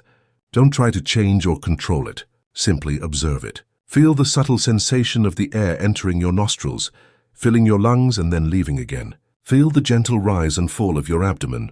Your only task at this moment is to rest your attention on this sensation, as if it were the most fascinating wave in the world. Step C. The gentle return, the real work. Inevitably, in a matter of seconds, your mind will begin to wander. It will go after a plan, a memory, a worry. The moment you realize your mind has gone, I'm thinking that is not a failure. That moment of realization is the success. It is an instant of pure mindfulness. In that moment, without judging yourself, without getting frustrated, simply acknowledge where your mind went and, with infinite kindness, gently guide it back to your anchor, to the sensation of your breath. This is all. The practice is not about remaining without thoughts. It is about the act of returning, again and again with a loving patience. Each time you return, you strengthen your muscle of consciousness. It's like training a puppy. With gentle firmness, you bring it back to its place 100, 1,000 times if necessary. Step D. Discover the space. As you practice this gentle return, something miraculous will begin to happen. The stream of thoughts, by no longer being fed by your attention, will begin to lose strength. The river will calm down, and you will begin to notice what lies between one thought and the next, a brief instant of space, of pure silence. At first it will be fleeting, but with practice these spaces will lengthen. That space is not empty. It is full of peace. It is full of presence. That space is you in your purest essence. Your job is to familiarize yourself with it, to rest in it, and finally, to realize that that silence is your true home. Navigating the deep waters, common challenges on the journey. As your practice deepens, silence will begin to reveal what noise has been hiding. This can present some challenges.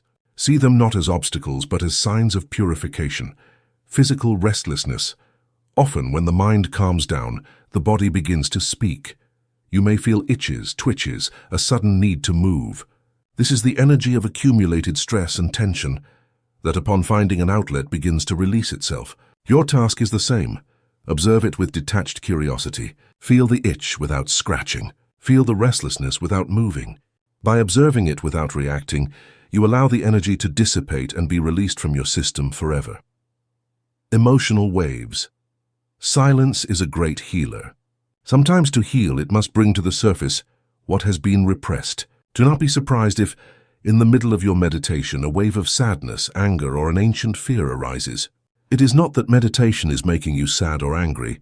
It is giving you the safe space for those trapped emotions to finally be felt and released. Again, your job is not to analyze the story of the emotion. It is to feel it as pure energy in your body, breathe through it, and observe it as a dark cloud that inevitably passes to reveal the clear sky of your consciousness, the vertigo of emptiness.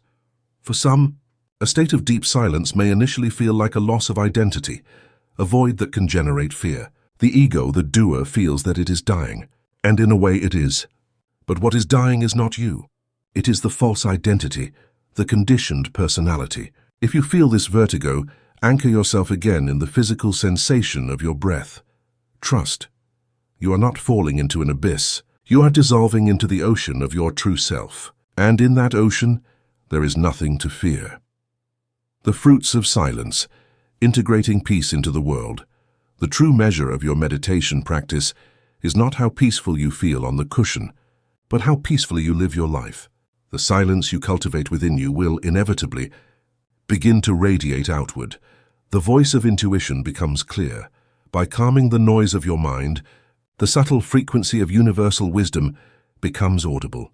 The answers you seek will begin to arrive, not through forced analysis but as sudden insights, as downloads of clarity that appear in moments of stillness. The sacred pause. The most powerful fruit of meditation is the space that is created between stimulus and response. In situations where you once reacted with automatic anger or anxiety, you will now find yourself with a sacred pause. In that 1 or 2 second pause resides your freedom. It is the moment when you can consciously choose a response from your wise, calm center, instead of reacting from your old, conditioned patterns. The rebirth of awe. By calming the inner dialogue, the external world comes alive.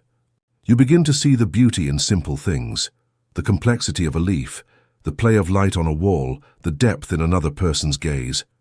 You leave the world of concepts and enter the world of direct perception. Life ceases to be a problem to be solved and becomes a mystery to be experienced. Chapter 7. The Soul's Rudder. Master of your inner universe, you have completed a monumental journey. You have explored the laws that govern your existence, learning that reality is a mirror, and that resonance is the law of attraction. You have entered the forge of the mind, reclaiming your power as the architect of your destiny. You have ascended to the throne of wisdom of your heart, discovering that feeling is the magnet that attracts form. And finally, you have immersed yourself in fertile silence, the source of all inspiration, the place where you listen to the voice of the cosmos. You hold the map. You know the tools, and now you return to the world. You return to the flow of daily life, with its fast currents, its unexpected storms, and its changing winds. And the question that arises on the deck of your ship is the most practical of all. How do I navigate? How do I stay on course when the waves of stress threaten to sweep me away? How do I adjust my sails when the winds of doubt blow strongly? What do I do right now when I don't have time for a long meditation, but I need to reclaim my center and my power now? This chapter is the answer. It is the workshop of the captain of the soul. We are not going to learn a new cosmic law. We are going to learn to handle the rudder. Welcome to the Soul's Rudder Workshop. This rudder is the control panel of your consciousness, the direct interface with your state of being. And the two hands that rest on this rudder, the two forces with which you steer your ship through the ocean of life, are the most intimate, simplest, and most forgotten tools you possess, your attention and your breath. The first hand on the rudder, attention, the hidden currency of creation. We have talked about attention before, but now we must understand it. In its rawest and most powerful function, attention is not passive. It is not simply noticing things. Your attention is the most valuable currency in your kingdom. It is the most potent energetic resource you possess. Where your attention goes, your energy flows. This is not a metaphor. It is a law of biophysics and consciousness. What you focus your attention on, you feed. You nurture it with the energy of your own life. What you withdraw your attention from weakens and withers from lack of sustenance. Imagine your attention as a spotlight on a completely dark stage. The stage contains an infinite potential of scenes, actors, and objects, but only what is illuminated by the beam of your projector comes to life in your reality. The rest remains latent in the darkness. Most of humanity lives with a faulty projector. The beam of light flickers chaotically, jumping from one side to another, briefly illuminating a past regret, then an anxiety about the future, then a small irritation in the present, then a distraction on the phone. It is what neuroscientists call the default mode network. It is a state of mental autopilot where your vital energy spills and is wasted in 1,000 directions, involuntarily nurturing the seeds of fear, doubt, and conflict. To live like this is to navigate without anyone at the helm, allowing the currents of chaos to decide your destiny. The initiate in the soul code learns to become the master illuminator. He takes conscious control of his projector. He understands that every second of his attention is an act of creation. It is a choice about what garden he is going to water, the garden of his problems or the garden of his solutions. The muscle of attention. From distraction to direction focus is a muscle. In our age of digital distraction, this muscle has atrophied in most of us. We have trained it to jump from notification to notification, losing our capacity for the deep, sustained concentration that is the prerequisite for any act of conscious creation. Before you can direct your energy to manifest great visions, you must first be able to keep it stable on a single point, even for a brief period of time. You must rescue your power from the clutches of distraction. You don't need to retreat to a monastery. You can train this muscle here and now in the midst of your life. Workshop practice, the 1-minute anchor. Choose your anchor. Select a simple, neutral object in your environment. A plant, a candle, your coffee cup, a stone on your desk. The 1-minute contract. Set a timer for 60 seconds. For this minute, your only task is to rest all your attention on that object. It is not an intense gaze, but a relaxed focus. Observe without labeling. Try to see the object as if it were the first time. Notice its colors, its textures, the way the light plays on its surface. Try to go beyond the mental label, how cup, and experience its direct existence. The conscious return. Your mind will be distracted. It's inevitable. It will go after a thought about work, a to-do list, a memory. The moment you realize you have been distracted is the moment of victory. Without frustration, without judgment, acknowledge the thought and with kindness guide your attention back to the object. Repeat. You will do this 5, 10, 20 times in a single minute. Each return is a repetition that strengthens your muscle of focus. Practicing this several times a day is like doing push-ups for your consciousness. It strengthens your ability to be the director of your mind, not its slave. It teaches you to hold the rudder with a firm hand. The second hand on the rudder, the breath. The switch of the state of being of attention is the hand that directs the rudder. Breath is the hand that controls the speed and power of the engine. It is the master switch of your biochemical and emotional state. As we briefly saw, your breath is the direct interface between your conscious mind and your autonomic nervous system, the system that regulates your heart rate, blood pressure, stress response, and digestion. It is the control panel of your biology. Think about it. When you face a sudden scare, what is the first thing you do even before you have a conscious thought? You hold your breath. When you receive terrible news, what do people tell you? Take a deep breath. We intuitively know that breath and emotional state are linked, the breath of fear, survival mode. When you perceive a threat, real or imaginary, like a worry about the future, your breathing automatically becomes short, fast and shallow, confined to the upper part of the chest. This breathing pattern is an alarm signal for your nervous system. It shouts danger, and immediately it activates the sympathetic nervous system, the fight or flight response. Your body is flooded with cortisol and adrenaline. Your heart rate accelerates, your muscles tense. You are ready to fight or to flee. This state is useful if a lion is chasing you, but it is devastating if it becomes chronic due to mental stress. It is a state of incoherence, of energy expenditure, and of long-term illness, the breath of peace, creation mode. When, on the contrary, you breathe slowly, deeply, and diaphragmatically, feeling your belly expand as you inhale, you send a signal of safety to your nervous system. This signal activates the parasympathetic nervous system, the rest and digest response, or as I like to call it, stay and create. Cortisol decreases, heart rate becomes coherent, muscles relax. Your body leaves emergency mode and can dedicate its energy to healing, regeneration, and creativity. You cannot directly control your heart rate or your hormone levels, but you can control your breath.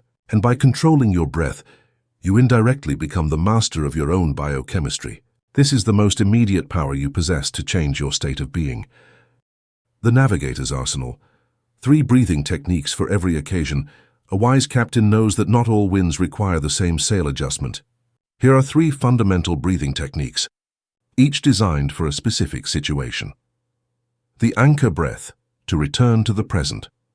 This is your go-to technique for getting out of the thought storm and returning to the calm of the present moment. It is diaphragmatic breathing. Technique: place one hand on your belly. Inhale slowly through your nose, feeling your hand rise as your diaphragm descends and your lungs fill with air from the bottom. Exhale slowly, either through your nose or mouth, feeling your hand gently descend. The movement should be in your belly, not your chest. Do this for 1 minute. It is the fastest way to turn off the stress alarm. The pacifying breath, to calm acute anxiety. When you feel overwhelmed by anxiety or panic, you need a more powerful intervention. The secret here is to lengthen the exhalation, which potently activates the vagus nerve and the relaxation response. Technique: box breathing. Inhale through your nose for a count of 4. Hold your breath for a count of 4. Exhale slowly through your mouth for a count of 4. Hold the emptiness for a count of 4. Repeat this 4x4 cycle for 1 or 2 minutes. It gives your mind a rhythmic pattern to focus on and regulates your nervous system in an incredibly effective way. The breath of fire, to generate energy and clarity, feeling lethargic, unmotivated with mental fog. You can use your breath not only to calm but to energize. Technique: sit with your back straight. Perform a series of 20 to 30 fast, powerful breaths. The inhale is passive, but the exhale is a strong, rapid contraction of the diaphragm, expelling air through the nose as if blowing out a candle with your nose. After the last exhale, take a deep inhalation and hold your breath without forcing for 15 to 30 seconds, feeling the energy and oxygen vibrating in your cells. Exhale and breathe normally, noticing the clarity and vitality. Warning: this practice may cause dizziness at first. Do it while sitting and at your own pace. We will now learn to combine these 2 forces in simple but profound rituals.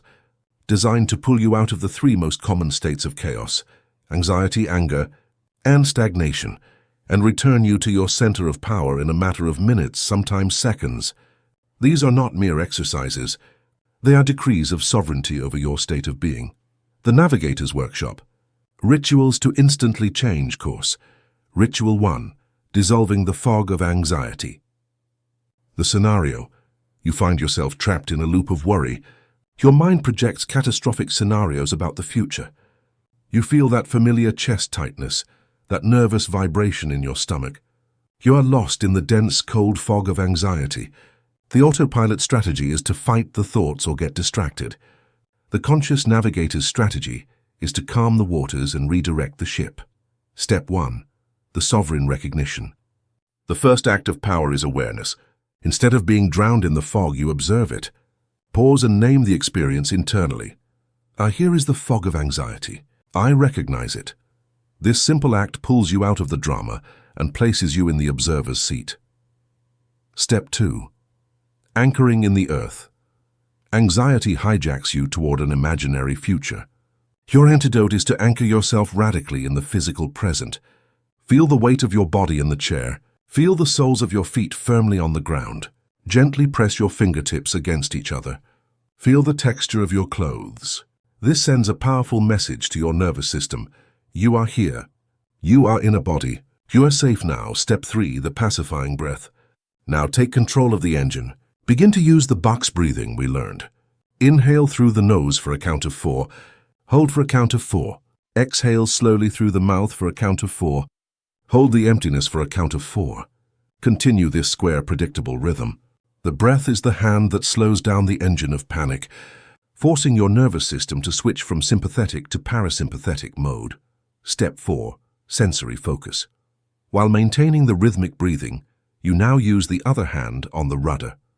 Deliberately direct your attention away from the story your mind is telling and focus intensely on a single neutral sensory input. Choose one.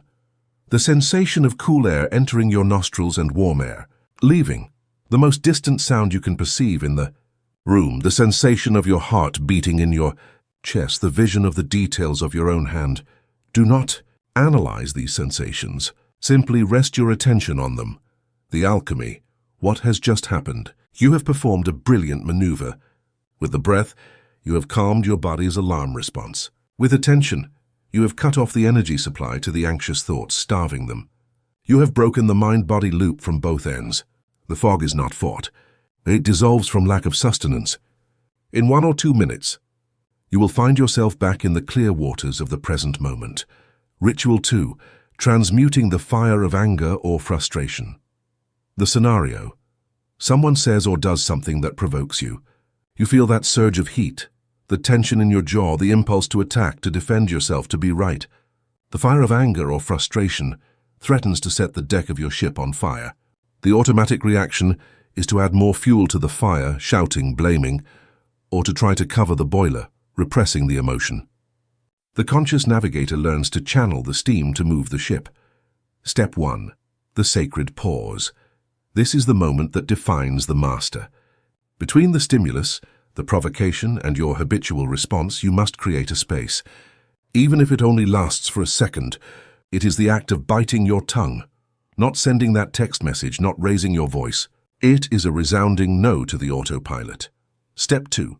The breath of release. Anger is a powerful energy that needs to move. If you repress it, it becomes poison. You must give it a safe outlet. Inhale deeply through your nose, filling your belly. And as you exhale, do so through your mouth with an audible, powerful sigh. Aha! It is not a scream. It is a release of pressure. Imagine that the superheated steam from your inner boiler is being safely released. Repeat it 2 or 3 times. Step 3. Compassionate focus on the body. Now, instead of directing your attention to the person or situation that provoked you, bring it inward. Direct your focus to the physical sensations of anger in your body. Where is it? Is it a heat in your chest? A knot in your stomach? A vibration in your hands? Approach that sensation with the curiosity of a scientist. Do not call it anger. Simply feel it as pure energy, heat, pressure, vibration. The alchemy. In doing this, you have performed a feat of emotional alchemy. With the breath, you have released the explosive energetic charge of the emotion. With attention, you have separated that pure energy from the mental story that labeled it as anger and justified it. You realize that the story, "It's so unfair, how dare they," is what feeds the fire. The energy on its own, once observed without judgment, simply moves, dissipates, and transforms. You have learned that you are not your anger. You are the conscious space that can contain and transform the energy of fire. Ritual 3. Invoking clarity and creative energy. The scenario: you feel stagnant. Mental fog surrounds you. You lack energy, inspiration, motivation. You look at your task or your problem and feel only a grey wall. Your ship is adrift on a calm sea with no wind. The habitual reaction is to force yourself, to drink more coffee or to procrastinate. The conscious navigator knows how to invoke his own wind. Step 1. The physiology of power. The change begins in the body. Stand up. If you are sitting, sit up straight. Unhunch your shoulders, lift your chin, give a slight smile. Your posture sends a signal to your brain. It is a decree that says, "I am here. I am present. I am ready." Step 2. The breath of fire. Now we are going to oxygenate your system and awaken your brain. Use the technique we learned. A series of 20 to 30 fast, powerful breaths, exhaling forcefully through the nose. Feel the energy begin to vibrate. After the last exhale, take a deep inhalation. Hold the air and feel that internal electricity, that vibrant stillness. Then exhale slowly. Step 3. The focus of the vision. Immediately after breathing, in that state of maximum clarity and energy you have created, close your eyes for 60 seconds. Do not get lost in the details of the problem. Direct all your attention to a single point, the feeling of the desired outcome. What would it feel like to have the solution? Would it feel like clarity, flow, achievement, relief? Choose a word. Immerse yourself in that emotion. Become it. The alchemy. This ritual is a masterful sequence. With posture, you change your psychology.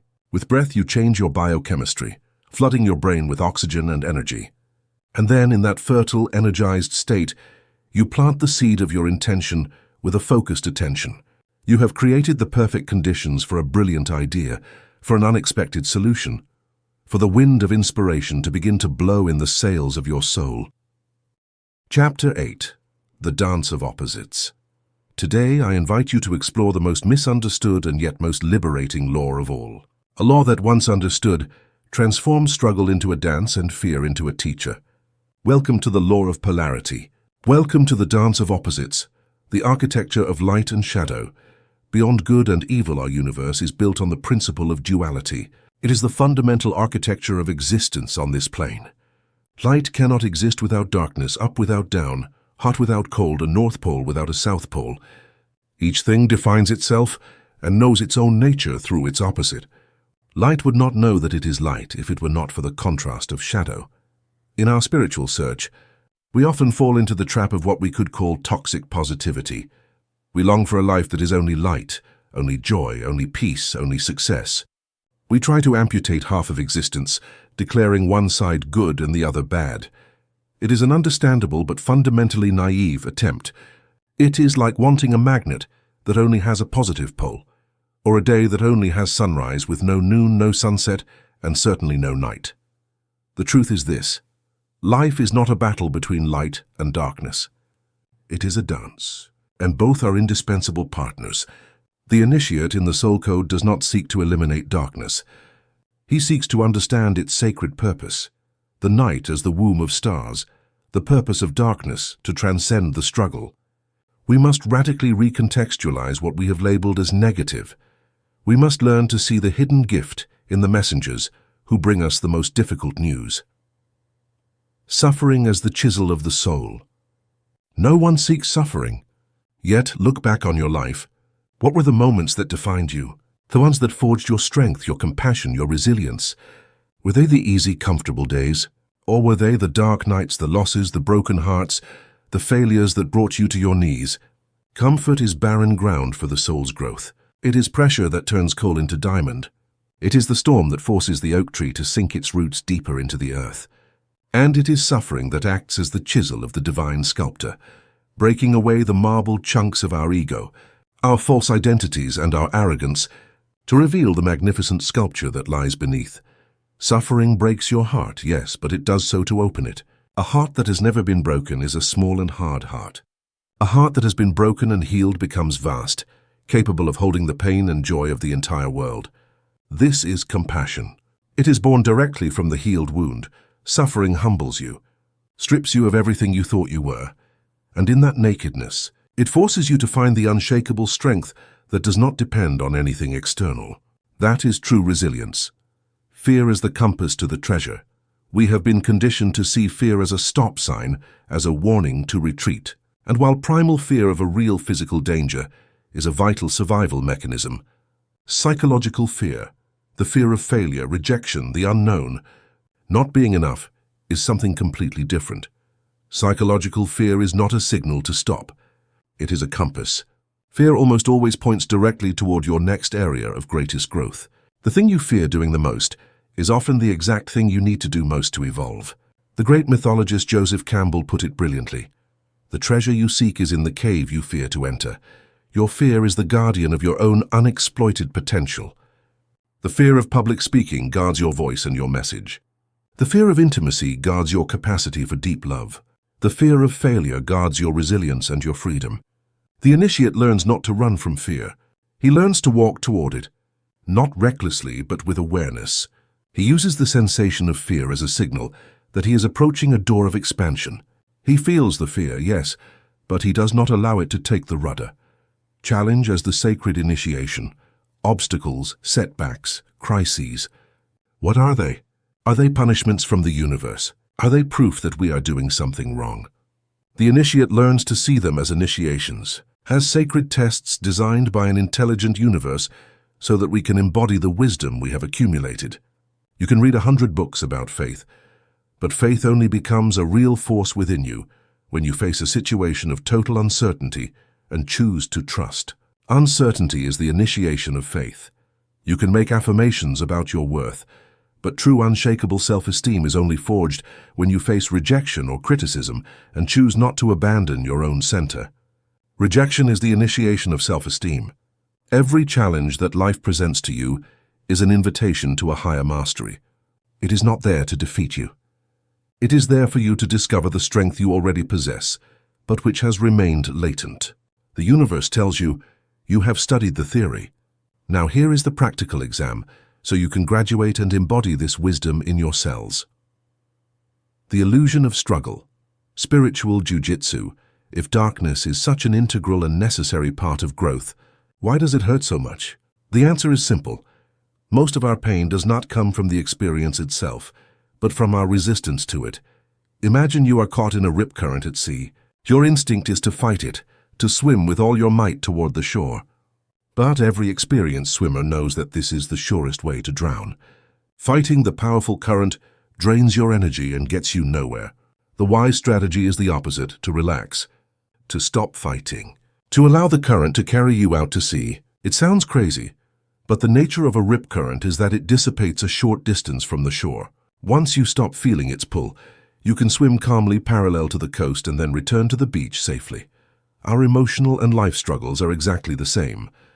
The negative event, the loss, the challenge is the current. Our acute suffering comes from our desperate fight against the fact that it is happening. This shouldn't be happening. It's not fair. I want it to stop. This resistance is what exhausts us and keeps us trapped in the cycle of pain.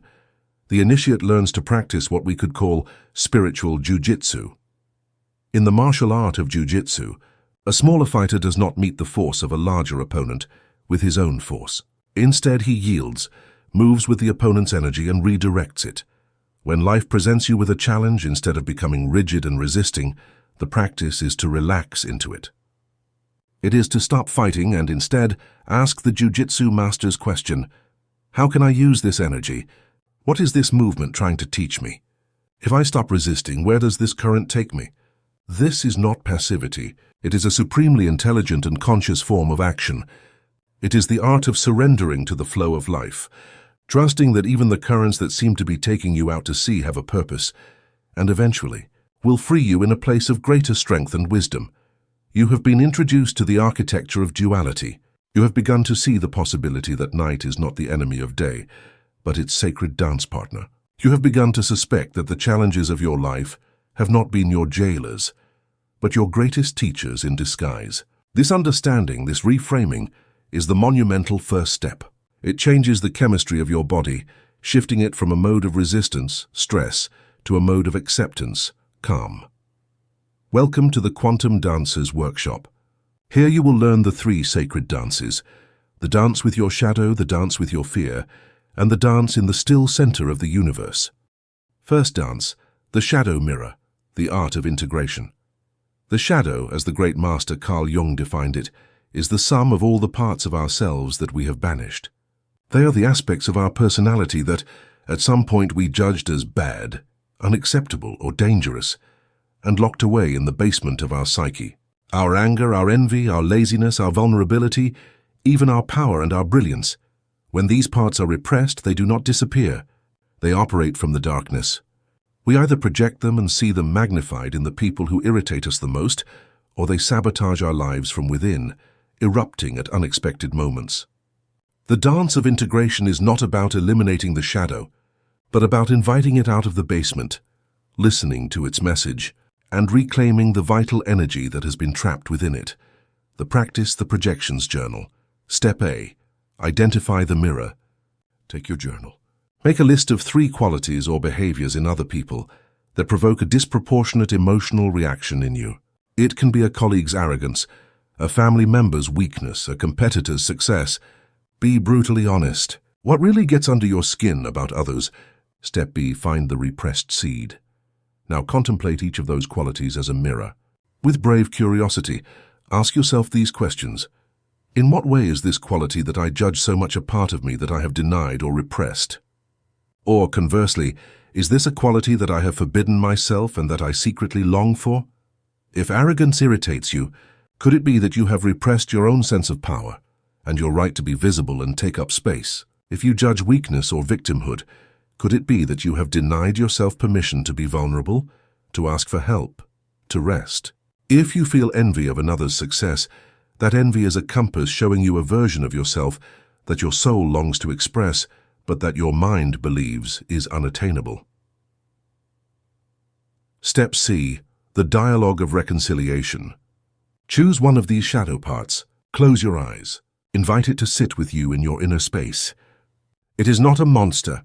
It is often a frightened child you banished long ago. Ask it questions with compassion. What have you been trying to tell me? What gift do you bring me? What do you need from me to feel safe and welcome in my kingdom again? Listen for the answer, which may come as a feeling, an image, or a word. In doing this, you begin to withdraw your energy from external judgment and use it to heal your own internal fragmentation. You are reclaiming your wholeness. Second dance, breathing with the dragon, the art of transmuting fear. We have recontextualized fear as a compass, but understanding it does not always dissipate the overwhelming physical sensation it produces. The second dance is a somatic art, a way of moving with the energy of fear in our body, instead of fighting it or running from it. The practice, the somatic meditation of fear. Step A. Invite fear into the room. Sit in a quiet place. Deliberately but gently, bring one of your psychological anxieties or fears to mind. Not an overwhelming trauma, but a manageable fear for this practice. The fear of an upcoming presentation, a difficult conversation, financial uncertainty. Step B. Locate the dragon. As soon as you feel the energy of fear beginning to arise, immediately withdraw your attention from the mental story. The story, what if I freeze, that what if they judge me, is the fuel for fear. Instead, bring all your attention to your body and ask, where does this fear live in my body right now? Be a detective of sensations. Is it a knot in your stomach? A tightness in your throat? An electrical buzz in your hands? A coldness in your feet? Locate it. Step C. Breathe into the sensation. Here is the alchemical step. Your instinct will be to contract around that sensation, to resist it. Do the opposite. Begin to breathe slowly and deeply, and imagine that your breath can travel to that part of your body. Imagine that each inhalation gently surrounds the sensation of fear, giving it space, air, and light. And with each exhalation, do not try to expel it. Simply soften the muscles around it. You are not trying to make it go away. You are giving it unconditional permission to be there. The alchemy. In doing this, you have performed a feat of emotional alchemy. With your breath, you have released the explosive energetic charge of the emotion. With attention, you have separated that pure energy from the mental story that labeled it as anger and justified it.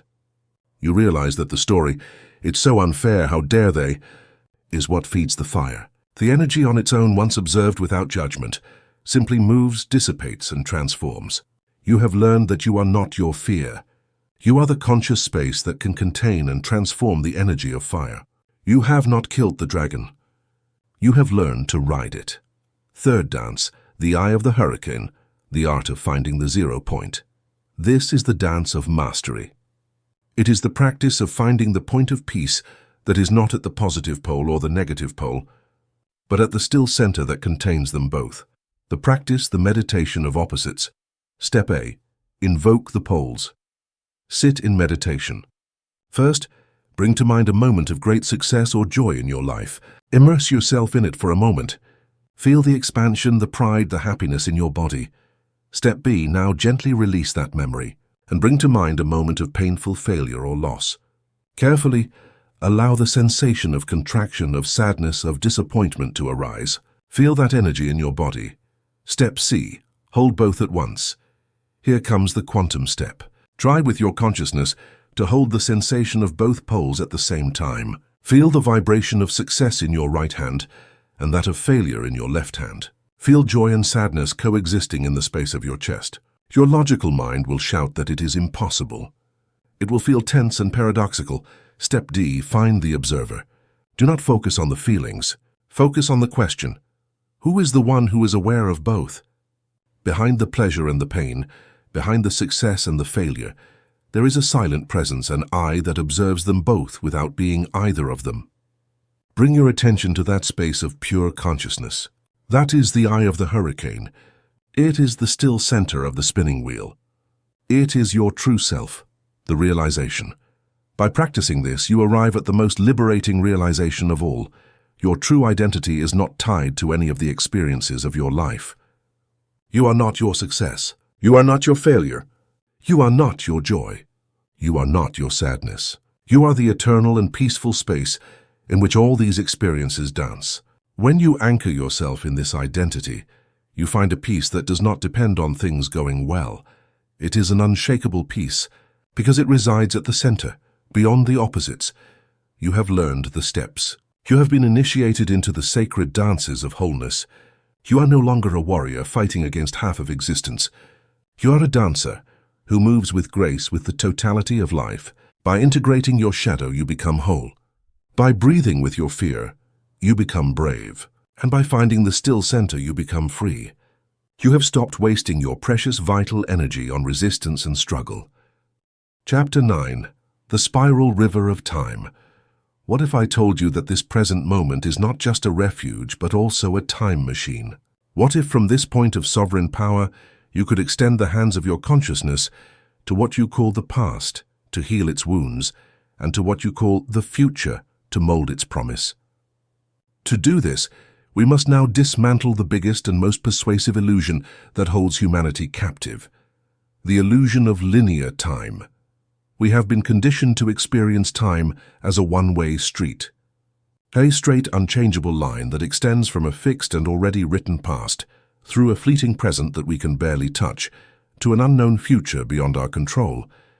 In this view, the past is a burden.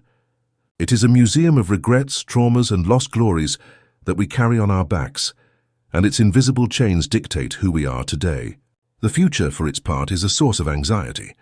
It is an abyss of uncertainty that forces us to worry and plan, leaving us perpetually insecure.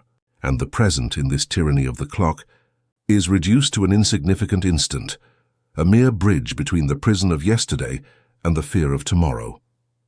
Today, I invite you to take the hammer of your consciousness and shatter this conceptual prison. Because the soul code reveals a much more fluid, strange, and empowering truth. Time is not a straight line. Imagine instead a vast ocean. Every possible moment, every experience, every version of your past and your future exists simultaneously as a drop of water in this infinite ocean of consciousness. There is no line connecting the drops. There is only the ocean, and the only point from which you can interact with any drop in that ocean is the point where you are right now. Your consciousness in the present moment is the boat from which you can navigate this vast sea of potential.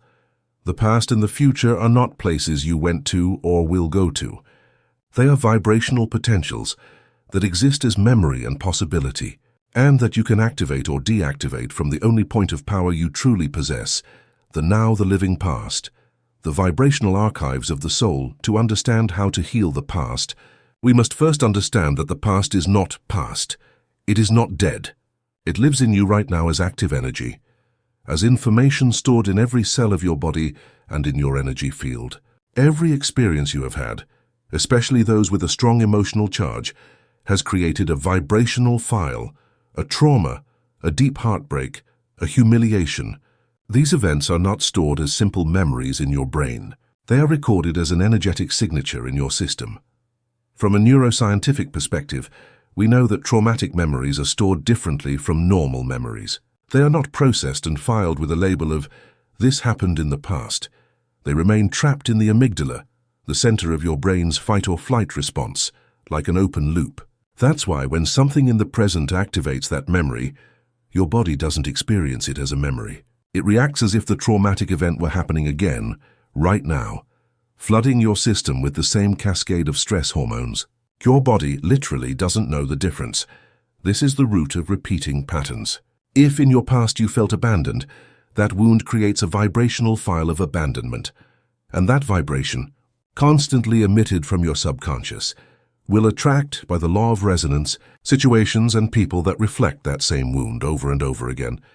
Not because you are cursed, but because the universe is faithfully responding to the energy of the past that is still alive and active within you. The past is not behind you, it is beneath you, like the invisible operating system that runs your current programs. The predictable future, the habit of being the same. If the past is a program that runs in the background, then the future, for most people, becomes a predictable consequence. Studies suggest that up to 95% of our daily thoughts, feelings, and behaviors are automatic, driven by subconscious programming. This means that every morning most of us wake up and within minutes we activate the same old personality. We think the same 60,000 thoughts as the day before. We feel the same familiar emotions. We perform the same routines. And if you emit the same signal today as yesterday, by the law of cause and effect, you are going to get the same reflection in the mirror of reality tomorrow. Your future becomes a slightly modified version of your past. You live in the prison of the familiar. You long for a change, but your body-mind, addicted to the chemistry of your habitual states, be it stress, guilt, or victimhood, drags you back to the same known timeline. The initiate in the soul code understands that to create a new future, he cannot enter it being the same person from the past. He must interrupt the program. He must create a discontinuity, and the only place where the reset button can be pressed is in the present moment. The 0 point, the now as a portal for healing and creation. We have reached the heart of this mystery. If the past is an active vibrational file and the future is an energetic potential, the now is the access point. It is the operator's console. It is the only moment in which you are a conscious creator. From the now you can do two miraculous things.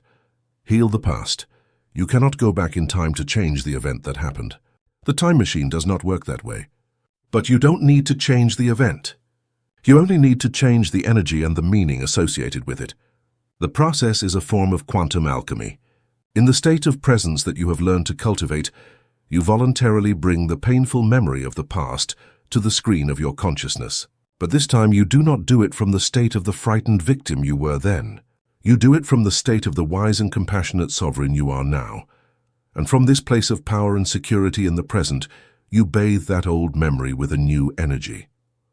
You apply the vibration of forgiveness, of compassion, of understanding. You thank that younger version of yourself for having survived as best it could. You say to the memory, "I see you.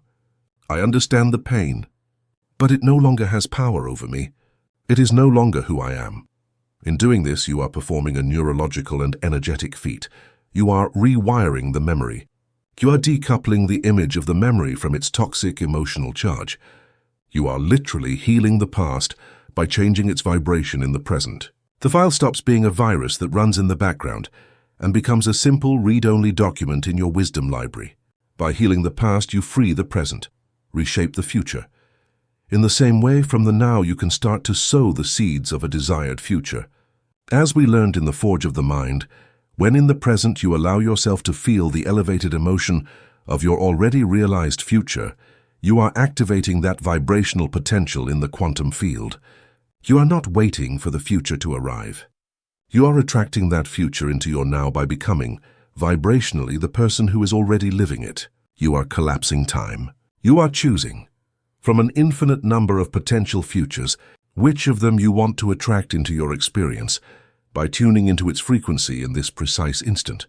The present moment, therefore, ceases to be a fleeting instant. It reveals itself as what it truly is, an eternal portal.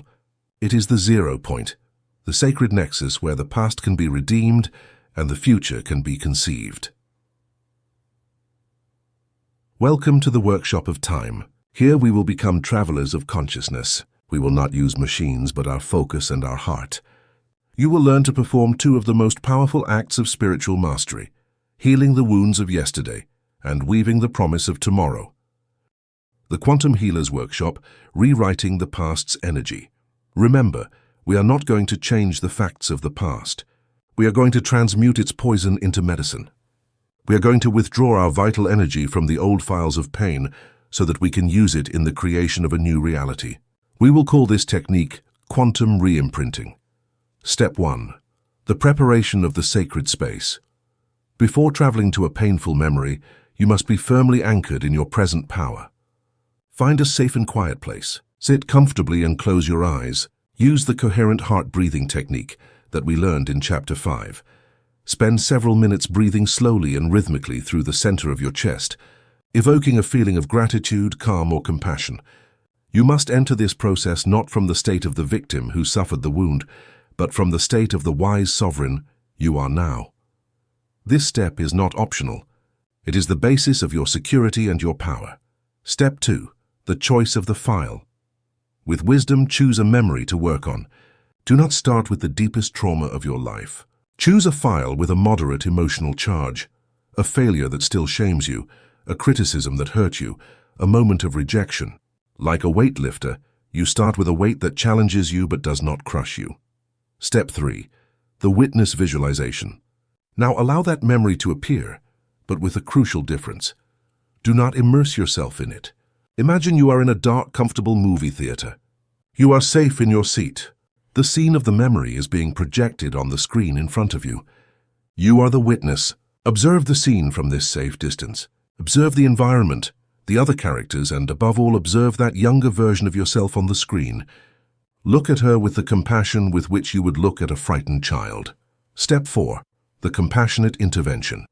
This is the act of healing. From your place of power in the present, get up from your seat, walk toward the screen, and as a being of light, enter the scene. The action of the movie freezes.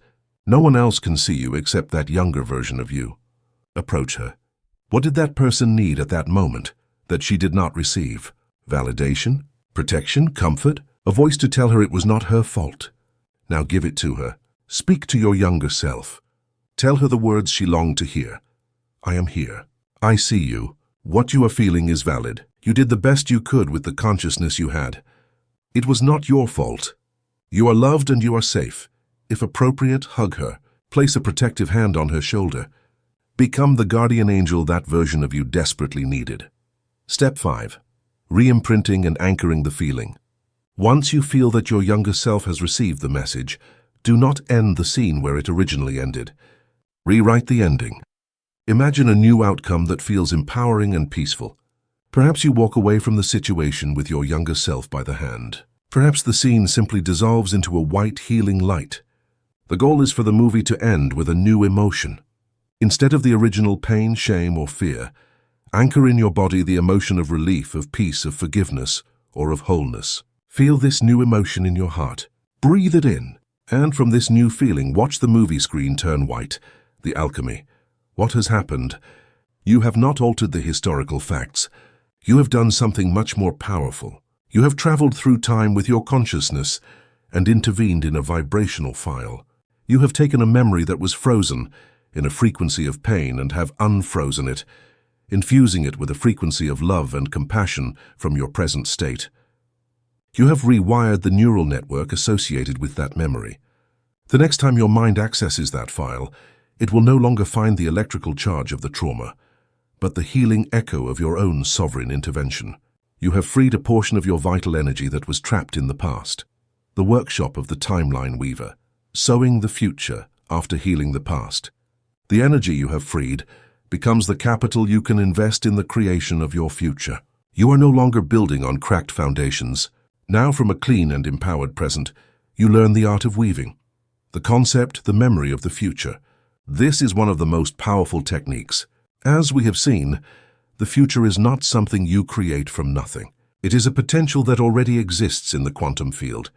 Your job is to select it and attract it into your reality by becoming a vibrational resonance for it. The fastest way to do this is to change your perspective.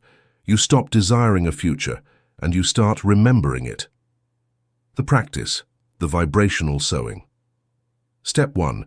The clarity of the destination. Return to your architectural blueprint from the forge of the mind. Have a clear vision and, above all, a clear feeling of the future reality you choose to embody. Step 2. Activate the future memory. In your meditative, heart-coherent state, instead of visualizing your future as something distant that you want, play a game with your consciousness. Treat it as a cherished memory of something that has already happened. Use retrospective language. Ask yourself, remember how incredible it felt when we got the news that we were completely healed? Wasn't that feeling of peace wonderful when we woke up in our new house for the first time? I remember the gratitude I felt the day I looked at my bank account and saw that number, knowing I had total freedom. This simple change of language closes the energetic gap between you and your desire. It tells your subconscious and the universe that this reality is not a distant possibility, but an accomplished fact in the kingdom of energy. Step 3. The daily embodiment. A timeline weaver does not just work in their meditation. They weave their future with the choices of their present. Throughout the day, before making a decision, what to eat, how to respond to an email, whether to exercise or not, ask yourself this powerful question. What would the version of me that is already living my realized future choose? How would that person act right now? The healthy version of you would choose nutritious food. The abundant version of you would respond to emails with confidence, not fear. The loving version of you would choose compassion over conflict. By aligning your present actions with your future memory, you are weaving that timeline thread by thread into your physical reality. You stop being the person who waits for change, and you become the living embodiment of that change. Step 4. Anticipatory gratitude. Every practice of vibrational sowing must end with the seal of gratitude. Feel a deep and genuine gratitude for the fact that your desired future has already been created in the field of energy. You are not grateful because it is going to happen. You are grateful because it already is. Gratitude is the final signature on your order to the universe. It is the magnetic resonance that says to the mirror of reality, I am ready to receive this. Thank you. Time is no longer your jailer. It has become your canvas. The present moment is your paintbrush, and the colors you use are the vibrations of your consciousness. Chapter 10. The Shadow of Desire. Because the power of manifestation without the wisdom of the soul can become the most subtle of prisons, a golden cage. We can become experts at manifesting objects, relationships and circumstances, only to discover that once we have them, the inner emptiness we were trying to fill is still intact, perhaps even bigger than before. To avoid this trap, we must explore the engine of all creation, desire, and we must have the courage to look not only at its light, but also at its shadow. This chapter is an invitation to completely redefine your relationship with the act of wanting, the ghost's hunger, the desire dilemma. The heart of manifestation lies a paradox that has confused seekers for ages. On one hand, we are told that to create something, we must desire it with clarity and passion. On the other, the great traditions of wisdom warn us that desire is the root of suffering. How do we reconcile these two truths? The reconciliation comes when we understand that not all desires are born from the same place. There are two primordial sources from which desire can spring: the ego's lack or the soul's wholeness.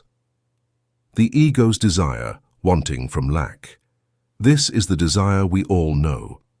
It is born from the feeling that we are missing something, that we are incomplete, that there is a void inside us that needs to be filled by something external. It is a ghost's hunger. It is a longing that arises from fear, comparison, insecurity, and the fundamental belief of I am not enough. Its energy is one of chasing, of need, of longing. I'll be happy when I get the money, the partner, the recognition, the perfect body. Happiness in this model is always a future destination, conditioned on acquisition. The soul's desire, creating from wholeness. This is an impulse of a completely different nature. It is not born from an emptiness, but from an overflow. It is the inherent impulse of life itself to expand, to express itself, to experience more of itself. It does not seek to get something to feel complete. It seeks to give something because it already feels complete. It is the sun's desire to shine, a flower's desire to blossom, an artist's desire to create. Its energy is one of expansion, of joy, of contribution. Happiness is not the destination. It is the fuel of the journey.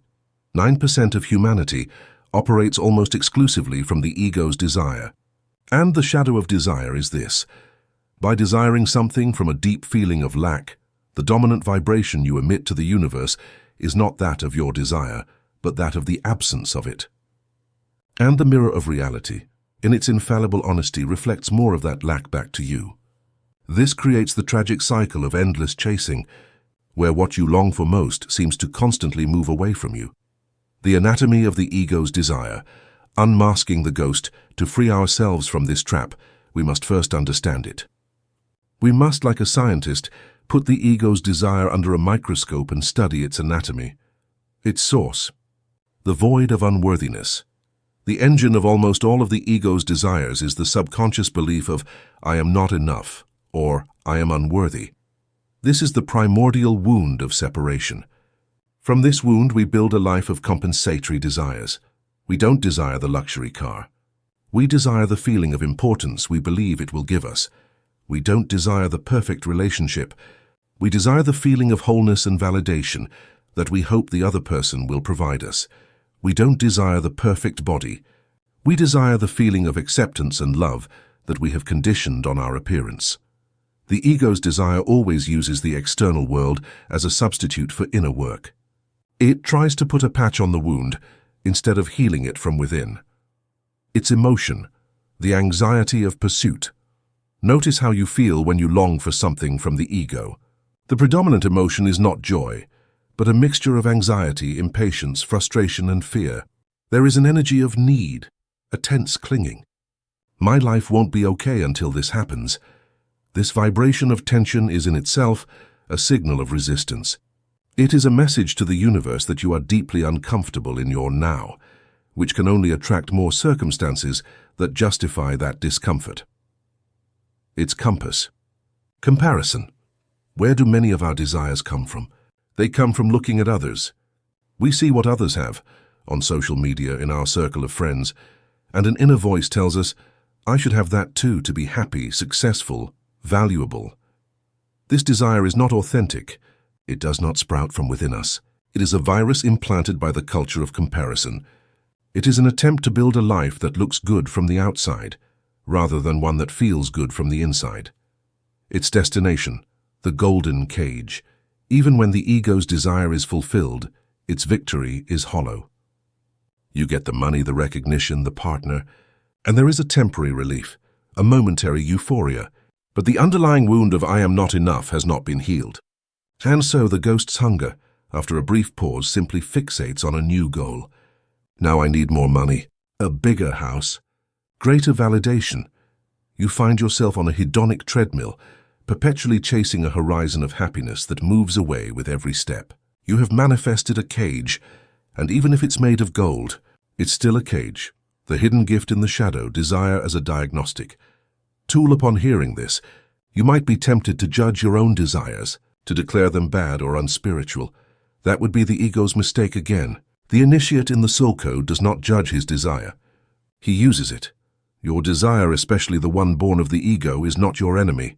It is your most honest messenger. It is a diagnostic tool of exquisite precision. It is showing you with perfect clarity where your wounds are. It is pointing out exactly where you have become disconnected from your own wholeness. The longing is not a sign of what you lack in life. It is a sign of what you lack feeling within yourself. The practice, Ariadne's thread, following desire to its root. Take one of your strongest desires right now. Write it in your journal. Now you will become an archaeologist of your own soul. You are going to follow the thread of this desire to its origin by repeatedly using the most powerful question, why? Example. 1. Desire. I want to win the lottery. Why do I want to win the lottery? So I can quit my job and never worry about money again. Why do I want that? Because I want to feel free and secure. And why don't I feel free and secure now? Because I believe my security depends on an external source, and I'm afraid I can't take care of myself. The revelation, the true desire is not money. It is the feeling of freedom and security. The lottery is just the strategy the ego has devised to try to get that feeling. Example 2. Desire. I want to find my soulmate.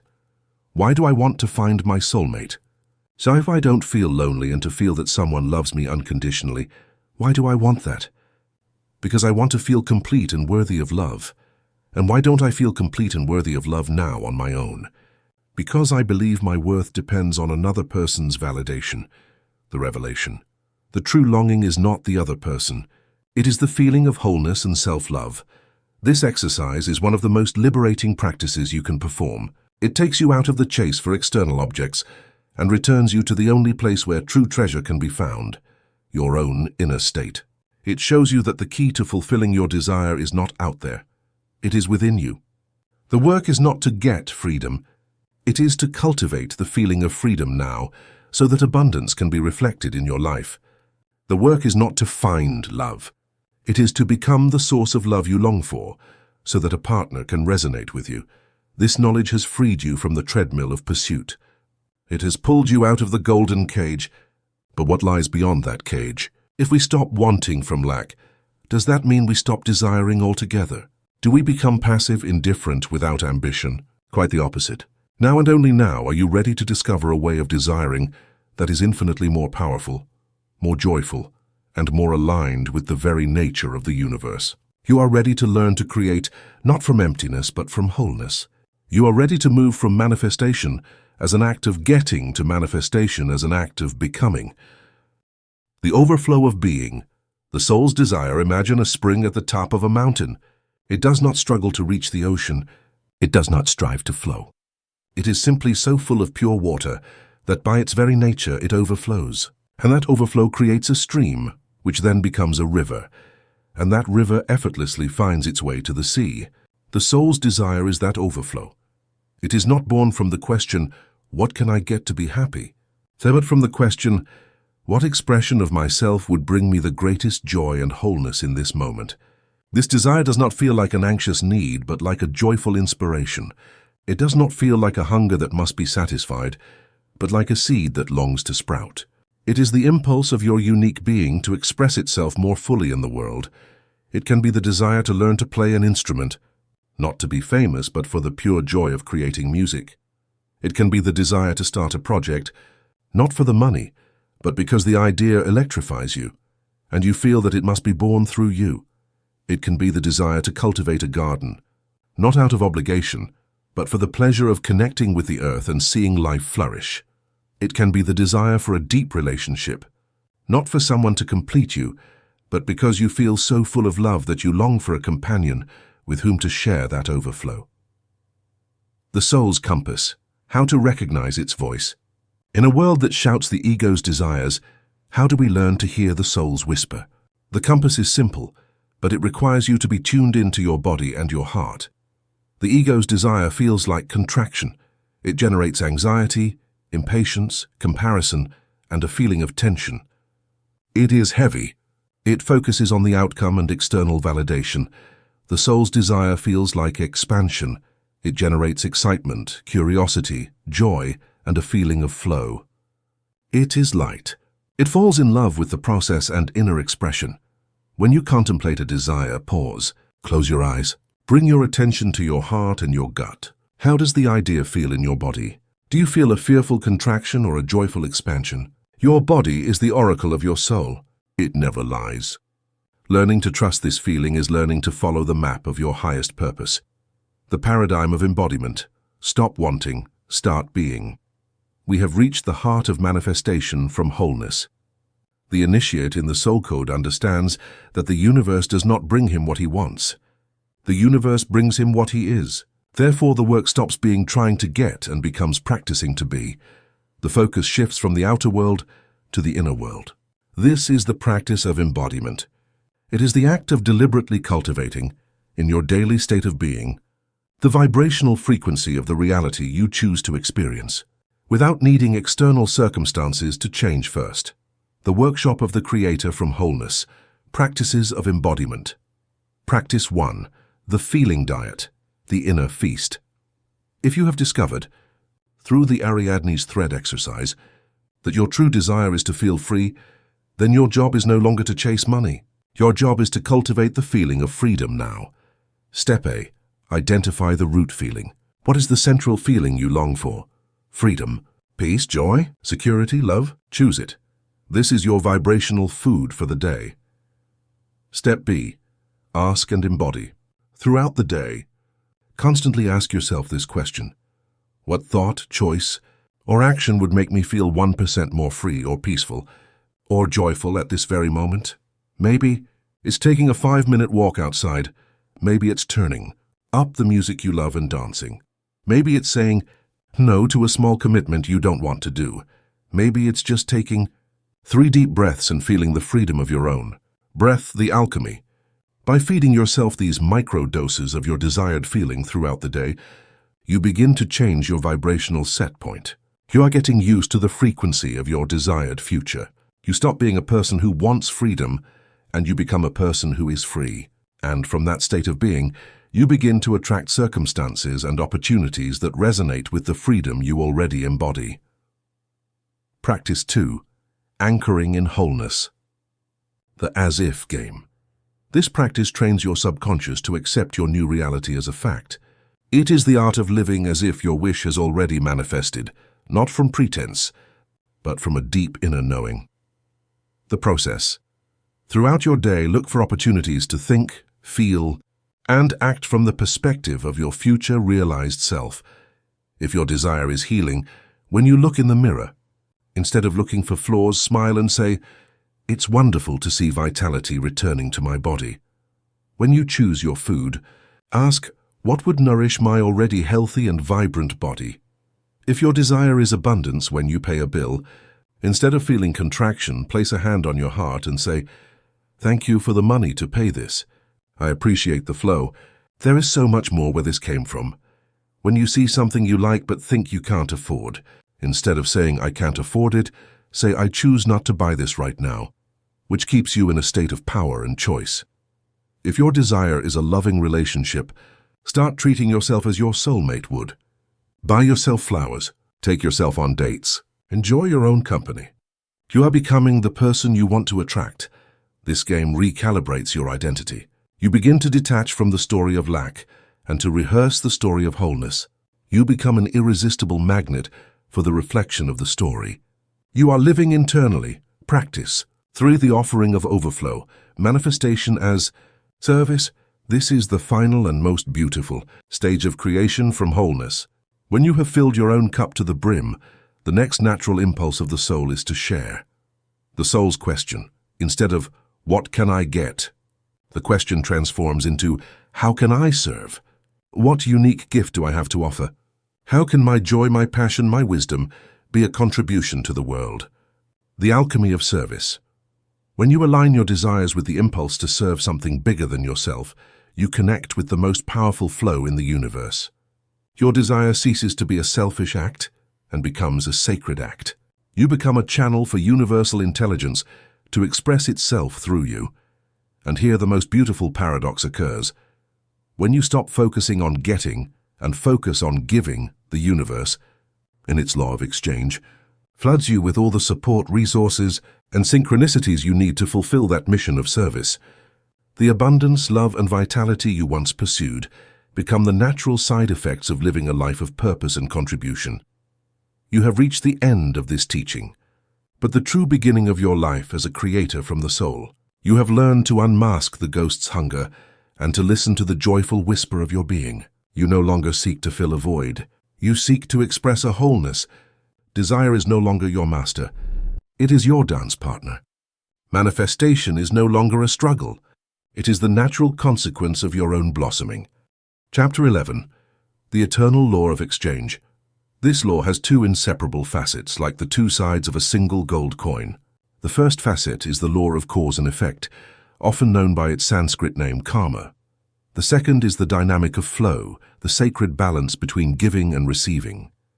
To become a true master of abundance, you must understand and embody both. In this first part of our chapter, we will focus on demystifying and reclaiming the power of the first facet. We will immerse ourselves in the true nature of karma. Demystifying karma, beyond punishment and reward. The word karma has been shrouded in centuries of fear, superstition, and misunderstanding. For many, it evokes the image of a great cosmic judge with an accounting book, noting our good and bad deeds to dispense rewards and punishments in this life or the next. This view has turned a universal and liberating law into a source of anxiety and guilt. Today I ask you to completely erase that image from your mind. Karma is not a moral system. It is a law of the physics of consciousness. It is as impersonal and predictable as the law of gravity. Gravity does not punish you if you jump off a cliff. It simply responds to the conditions you have created. In the same way, karma does not judge you. It simply gives you back the energetic reflection of your own actions. The Sanskrit word karma literally means action or deed. The law of karma is simply the law of action and reaction, of cause and effect. It is the spiritual version of Newton's third principle. For every action, there is an equal and opposite reaction. In the realm of consciousness, this translates to every thought, word, and deed is a cause. A seed you plant in the quantum field, and this seed, by universal law, will produce a harvest of an identical energetic quality. It is not a punishment. It is a harvest. It is not a reward. It is an echo. The universe does not give you what you deserve. It gives you back what you emit. The nature of this law is completely neutral and impartial. The field of the universe does not label your actions as good or bad. It simply reads their vibrational frequency, a cause emitted from a frequency of love. Generosity and compassion, high coherence, will inevitably create an effect that resonates with that same frequency. More love, more support, more grace, a cause emitted from a frequency of fear, judgment, or scarcity, low coherence, will inevitably create an effect that resonates with that frequency. More conflict, more lack, more reasons to be afraid. Life is not random. It is a perfect tapestry, woven with the threads you yourself have spun. The problem is that there is often a time delay between the cause and the effect. You throw a stone of judgment into the pond of life and walk away. Weeks or months later, when the ripple returns to your shore in the form of an unexpected criticism, you have completely forgotten the stone you threw. And in your amnesia, you look to the sky and ask, why me? The initiate in the soul code understands that the question is not, why me? But what was the original cause of which this event is the perfect effect? This perspective pulls you out of victimhood and puts you back in the seat of the responsible creator. The anatomy of the cause, the sovereign power of intention. If every action is a seed, what part of the seed determines the quality of the fruit? Is it the physical act itself? The answer is no. The most potent part of any cause, the DNA of the karmic seed, is the intention and emotion that drives it. The universe does not respond so much to what you do, but to the energy from which you do it. Let's imagine two people who donate the exact same amount of money to a charity. Person A donates from a place of genuine compassion. Their heart feels expansive at the thought of helping. They feel a connection to those they donate to. Their intention is pure, to alleviate suffering. The seed they plant in the quantum field is charged with the vibration of abundance, connection, and love. The harvest that will inevitably return to their life will resonate with that same quality. Person B donates the same amount, but does so from a place of obligation, guilt, or worse, to gain public recognition and tax deductions. Their external act is good, but their internal energy is one of contraction, ego, and calculation. The seed they plant is coded with the vibration of lack. I have to do this to get something in return. The echo that returns to their life, although it may manifest as public recognition, will carry with it that same energy of empty transaction, not the warm resonance of true abundance. This principle applies to everything. A kind word spoken with the intention to manipulate is a seed of conflict. A difficult truth spoken with an intention of pure love is a seed of healing. Silence kept out of fear is a seed of stagnation. Silence kept from a place of peace is a seed of wisdom.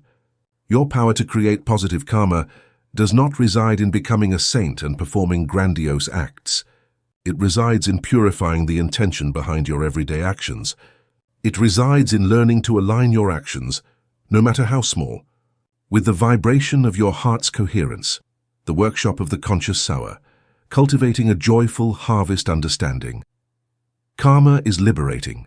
Practicing it is transformative. It is not about a fearful vigilance of every one of your movements. It is about a joyful assumption of your power as the gardener of your reality. Practice 1. The karmic audit, the compassionate inventory of seeds.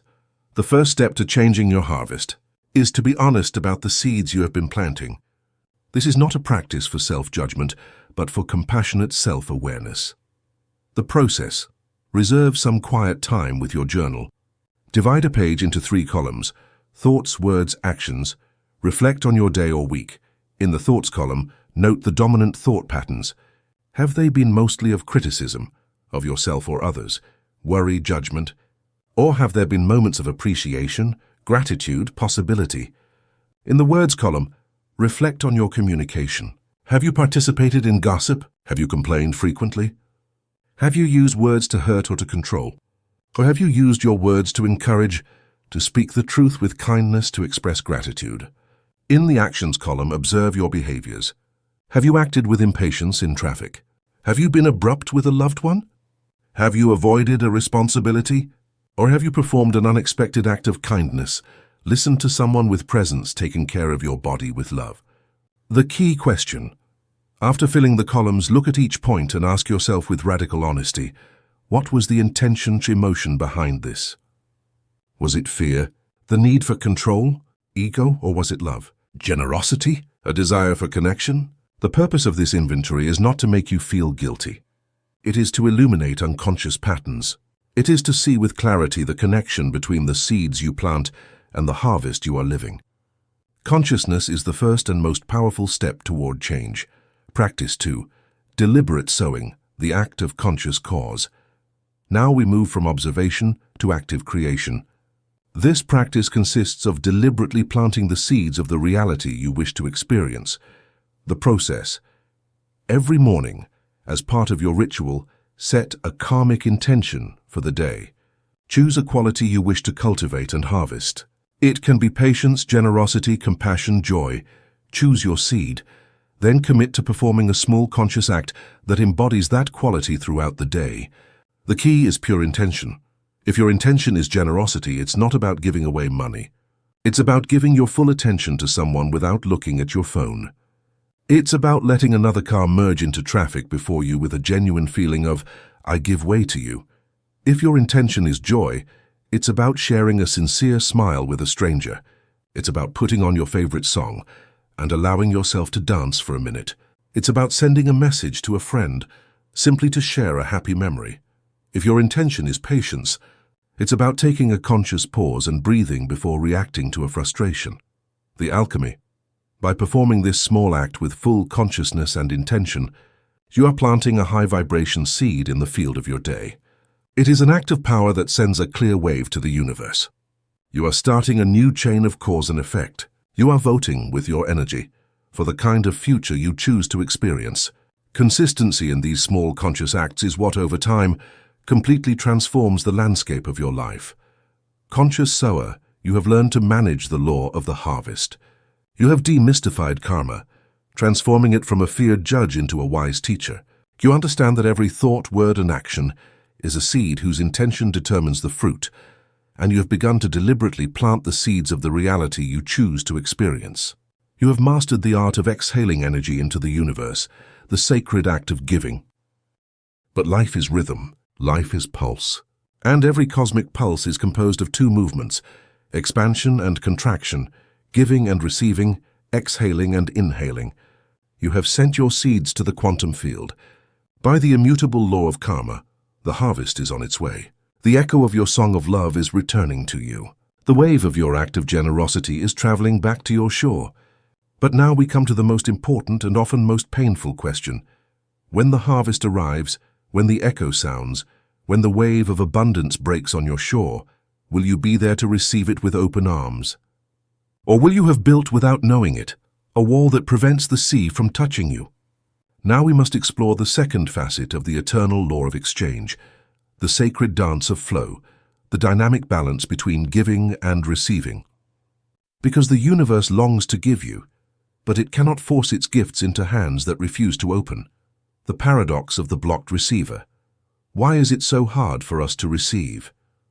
In our society, we have glorified the act of giving. We are taught from childhood that it is better to give than to receive. Being generous, altruistic, and selfless is considered the pinnacle of virtue. And while the intention is noble, this teaching, when misinterpreted, has created a deep wound in our collective consciousness. It has created an epidemic of blocked receivers. Many of us are proud to be givers. We are the ones who always help, who listen, who sacrifice ourselves for others. But when someone tries to give us something, a compliment, a gift, help, money, love, we feel uncomfortable.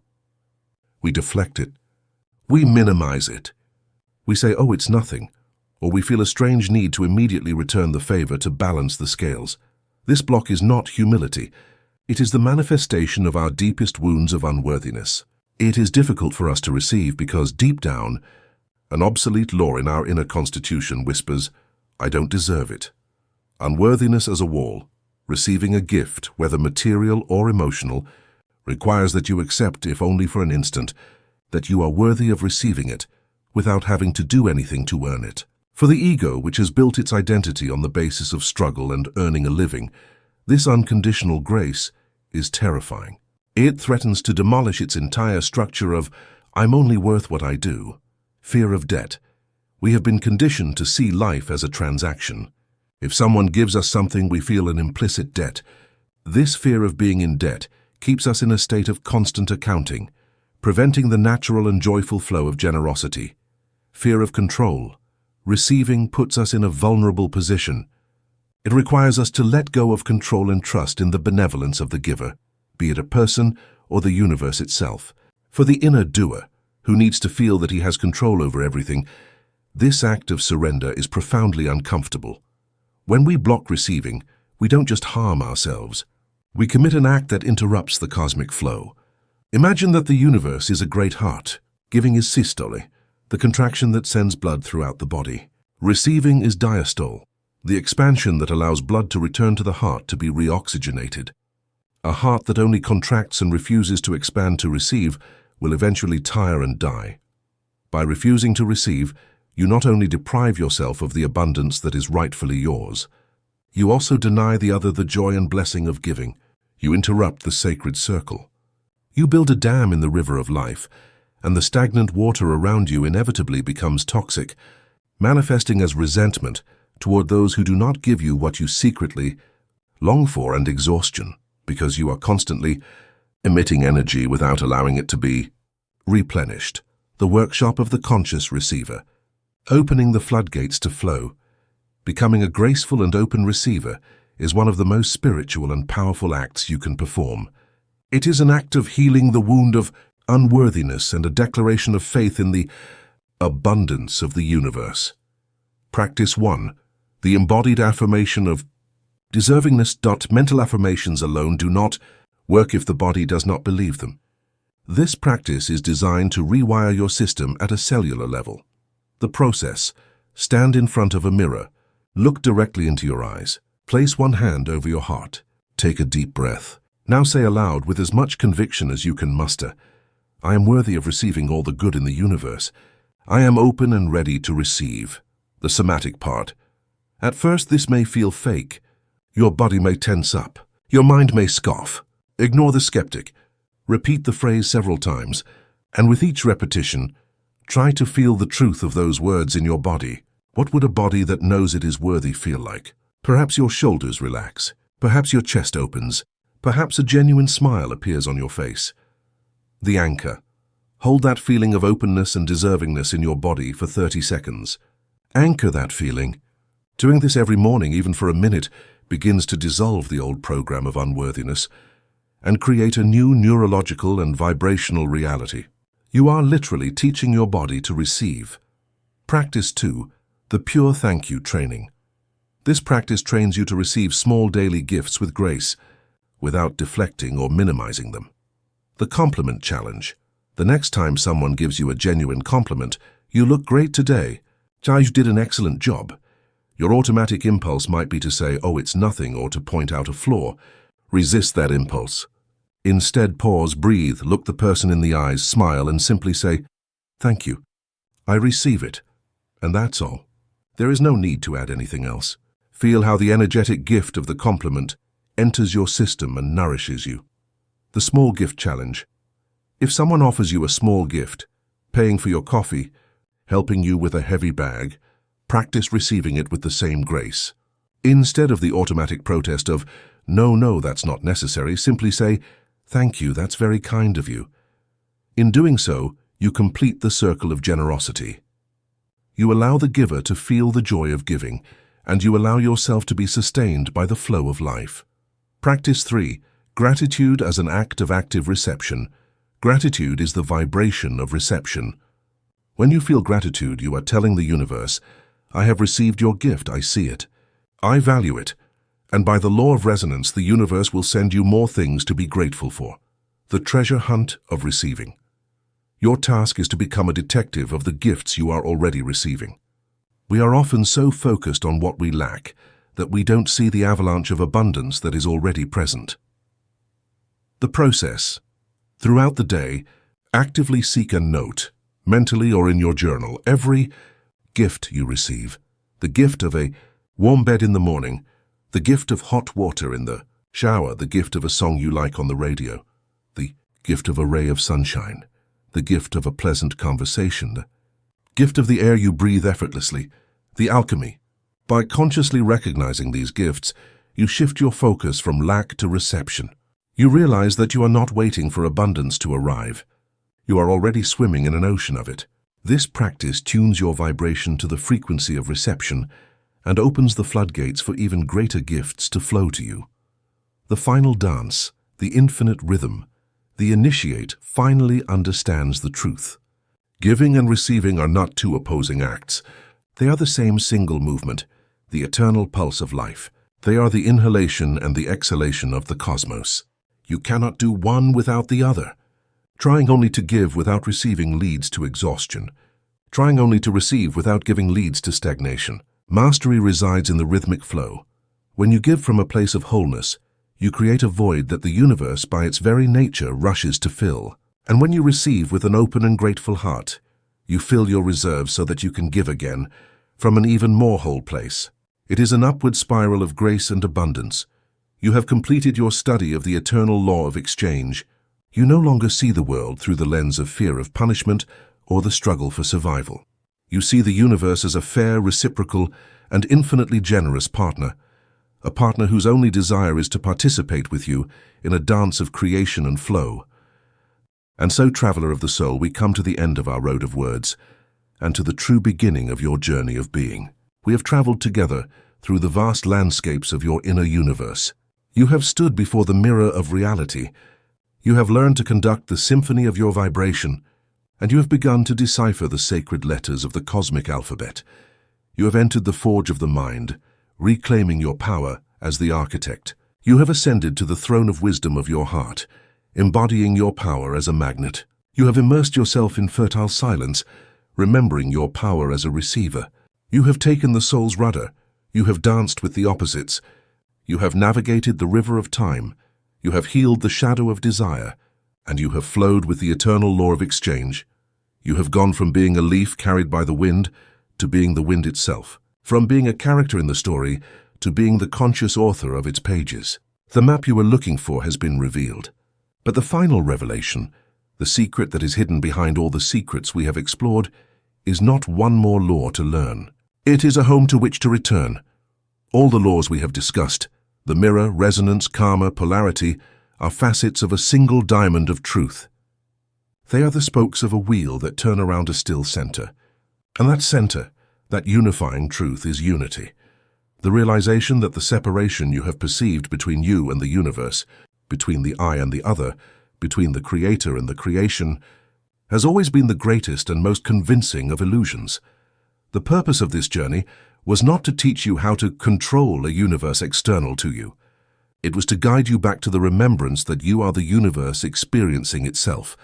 The reason the mirror of reality reflects you is because you and the mirror are one. You are the consciousness that projects the image and the energy field that reflects it. The reason the law of resonance works is because your vibration and the vibration of what you attract are not two separate things, but the same song played by different instruments in the same cosmic orchestra. The reason karma is a perfect law is because the energy you emit and the energy you receive never leave the same closed circuit of your own being. The one who gives and the one who receives are two hands of the same body. All spiritual searching, all science, all philosophy, finally converge at this singular point, the return to the source. And what is the source? It is not a distant place in the sky. It is not an external deity. The source is the unified field of pure consciousness, the ocean of being from which each of us is a wave. You have never been separate from it. You had only forgotten your own aquatic nature, believing that you were a separate entity, fighting alone against the immensity of the ocean. Suffering is born from this sacred amnesia. Healing is the act of remembering. Living from this place, living from the source, changes everything. Manifestation ceases to be an effort and becomes a game. You no longer desperately try to attract something you don't have. Instead, as an expression of the source, you simply choose what facet of your own totality you wish to experience next. Creation becomes an act of revelation, not of acquisition. Compassion becomes your natural state. When you look into another person's eyes, you no longer see an other. You see the same source looking at you through a different disguise. Judgment dissolves because how could you judge another expression of yourself? Love ceases to be an emotion you feel for a chosen few and becomes the constant perception of the connection that unites you to everything that exists. The fear of life and death loses its power. Like a wave, you may fear the moment you dissolve back into the shore. But when you remember that you are the ocean, what fear can there be? The form changes, but the essence is eternal. Life's challenges become opportunities for the ocean to play, to experience its own power through the form of the wave that is you. This is your homecoming. It is not a destination to be reached, but a truth to be embodied in every moment. This journey of words has come to an end, but the path of knowledge is infinite. If this map has illuminated your path, and you feel the call to expand this light, we invite you to complete the cycle of exchange. Subscribe to our channel, Path of Knowledge, to continue receiving tools and wisdom to guide your awakening. A like on this video is a signal of resonance, a way to tell the universe and us that this message has found its home in your heart. And if you feel that this truth can be the lighthouse that guides another soul back to its own power, the act of sharing it is one of the highest forms of service. Now I hand your own kingdom back to you. I return the scepter of your consciousness. The map has been read. The lessons have been integrated. You are no longer an initiate seeking the soul code. You are the code itself, made flesh, made life, made light. When you feel lost, return to the silence, for that is where the source whispers.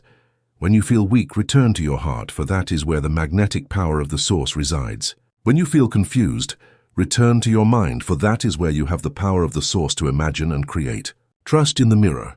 Trust in your symphony. Trust in the dance. You are not alone. You never have been. You are a unique, irreplaceable, and beloved expression of the totality.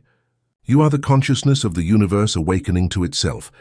Now go and live this truth, not as a belief but as your embodied reality.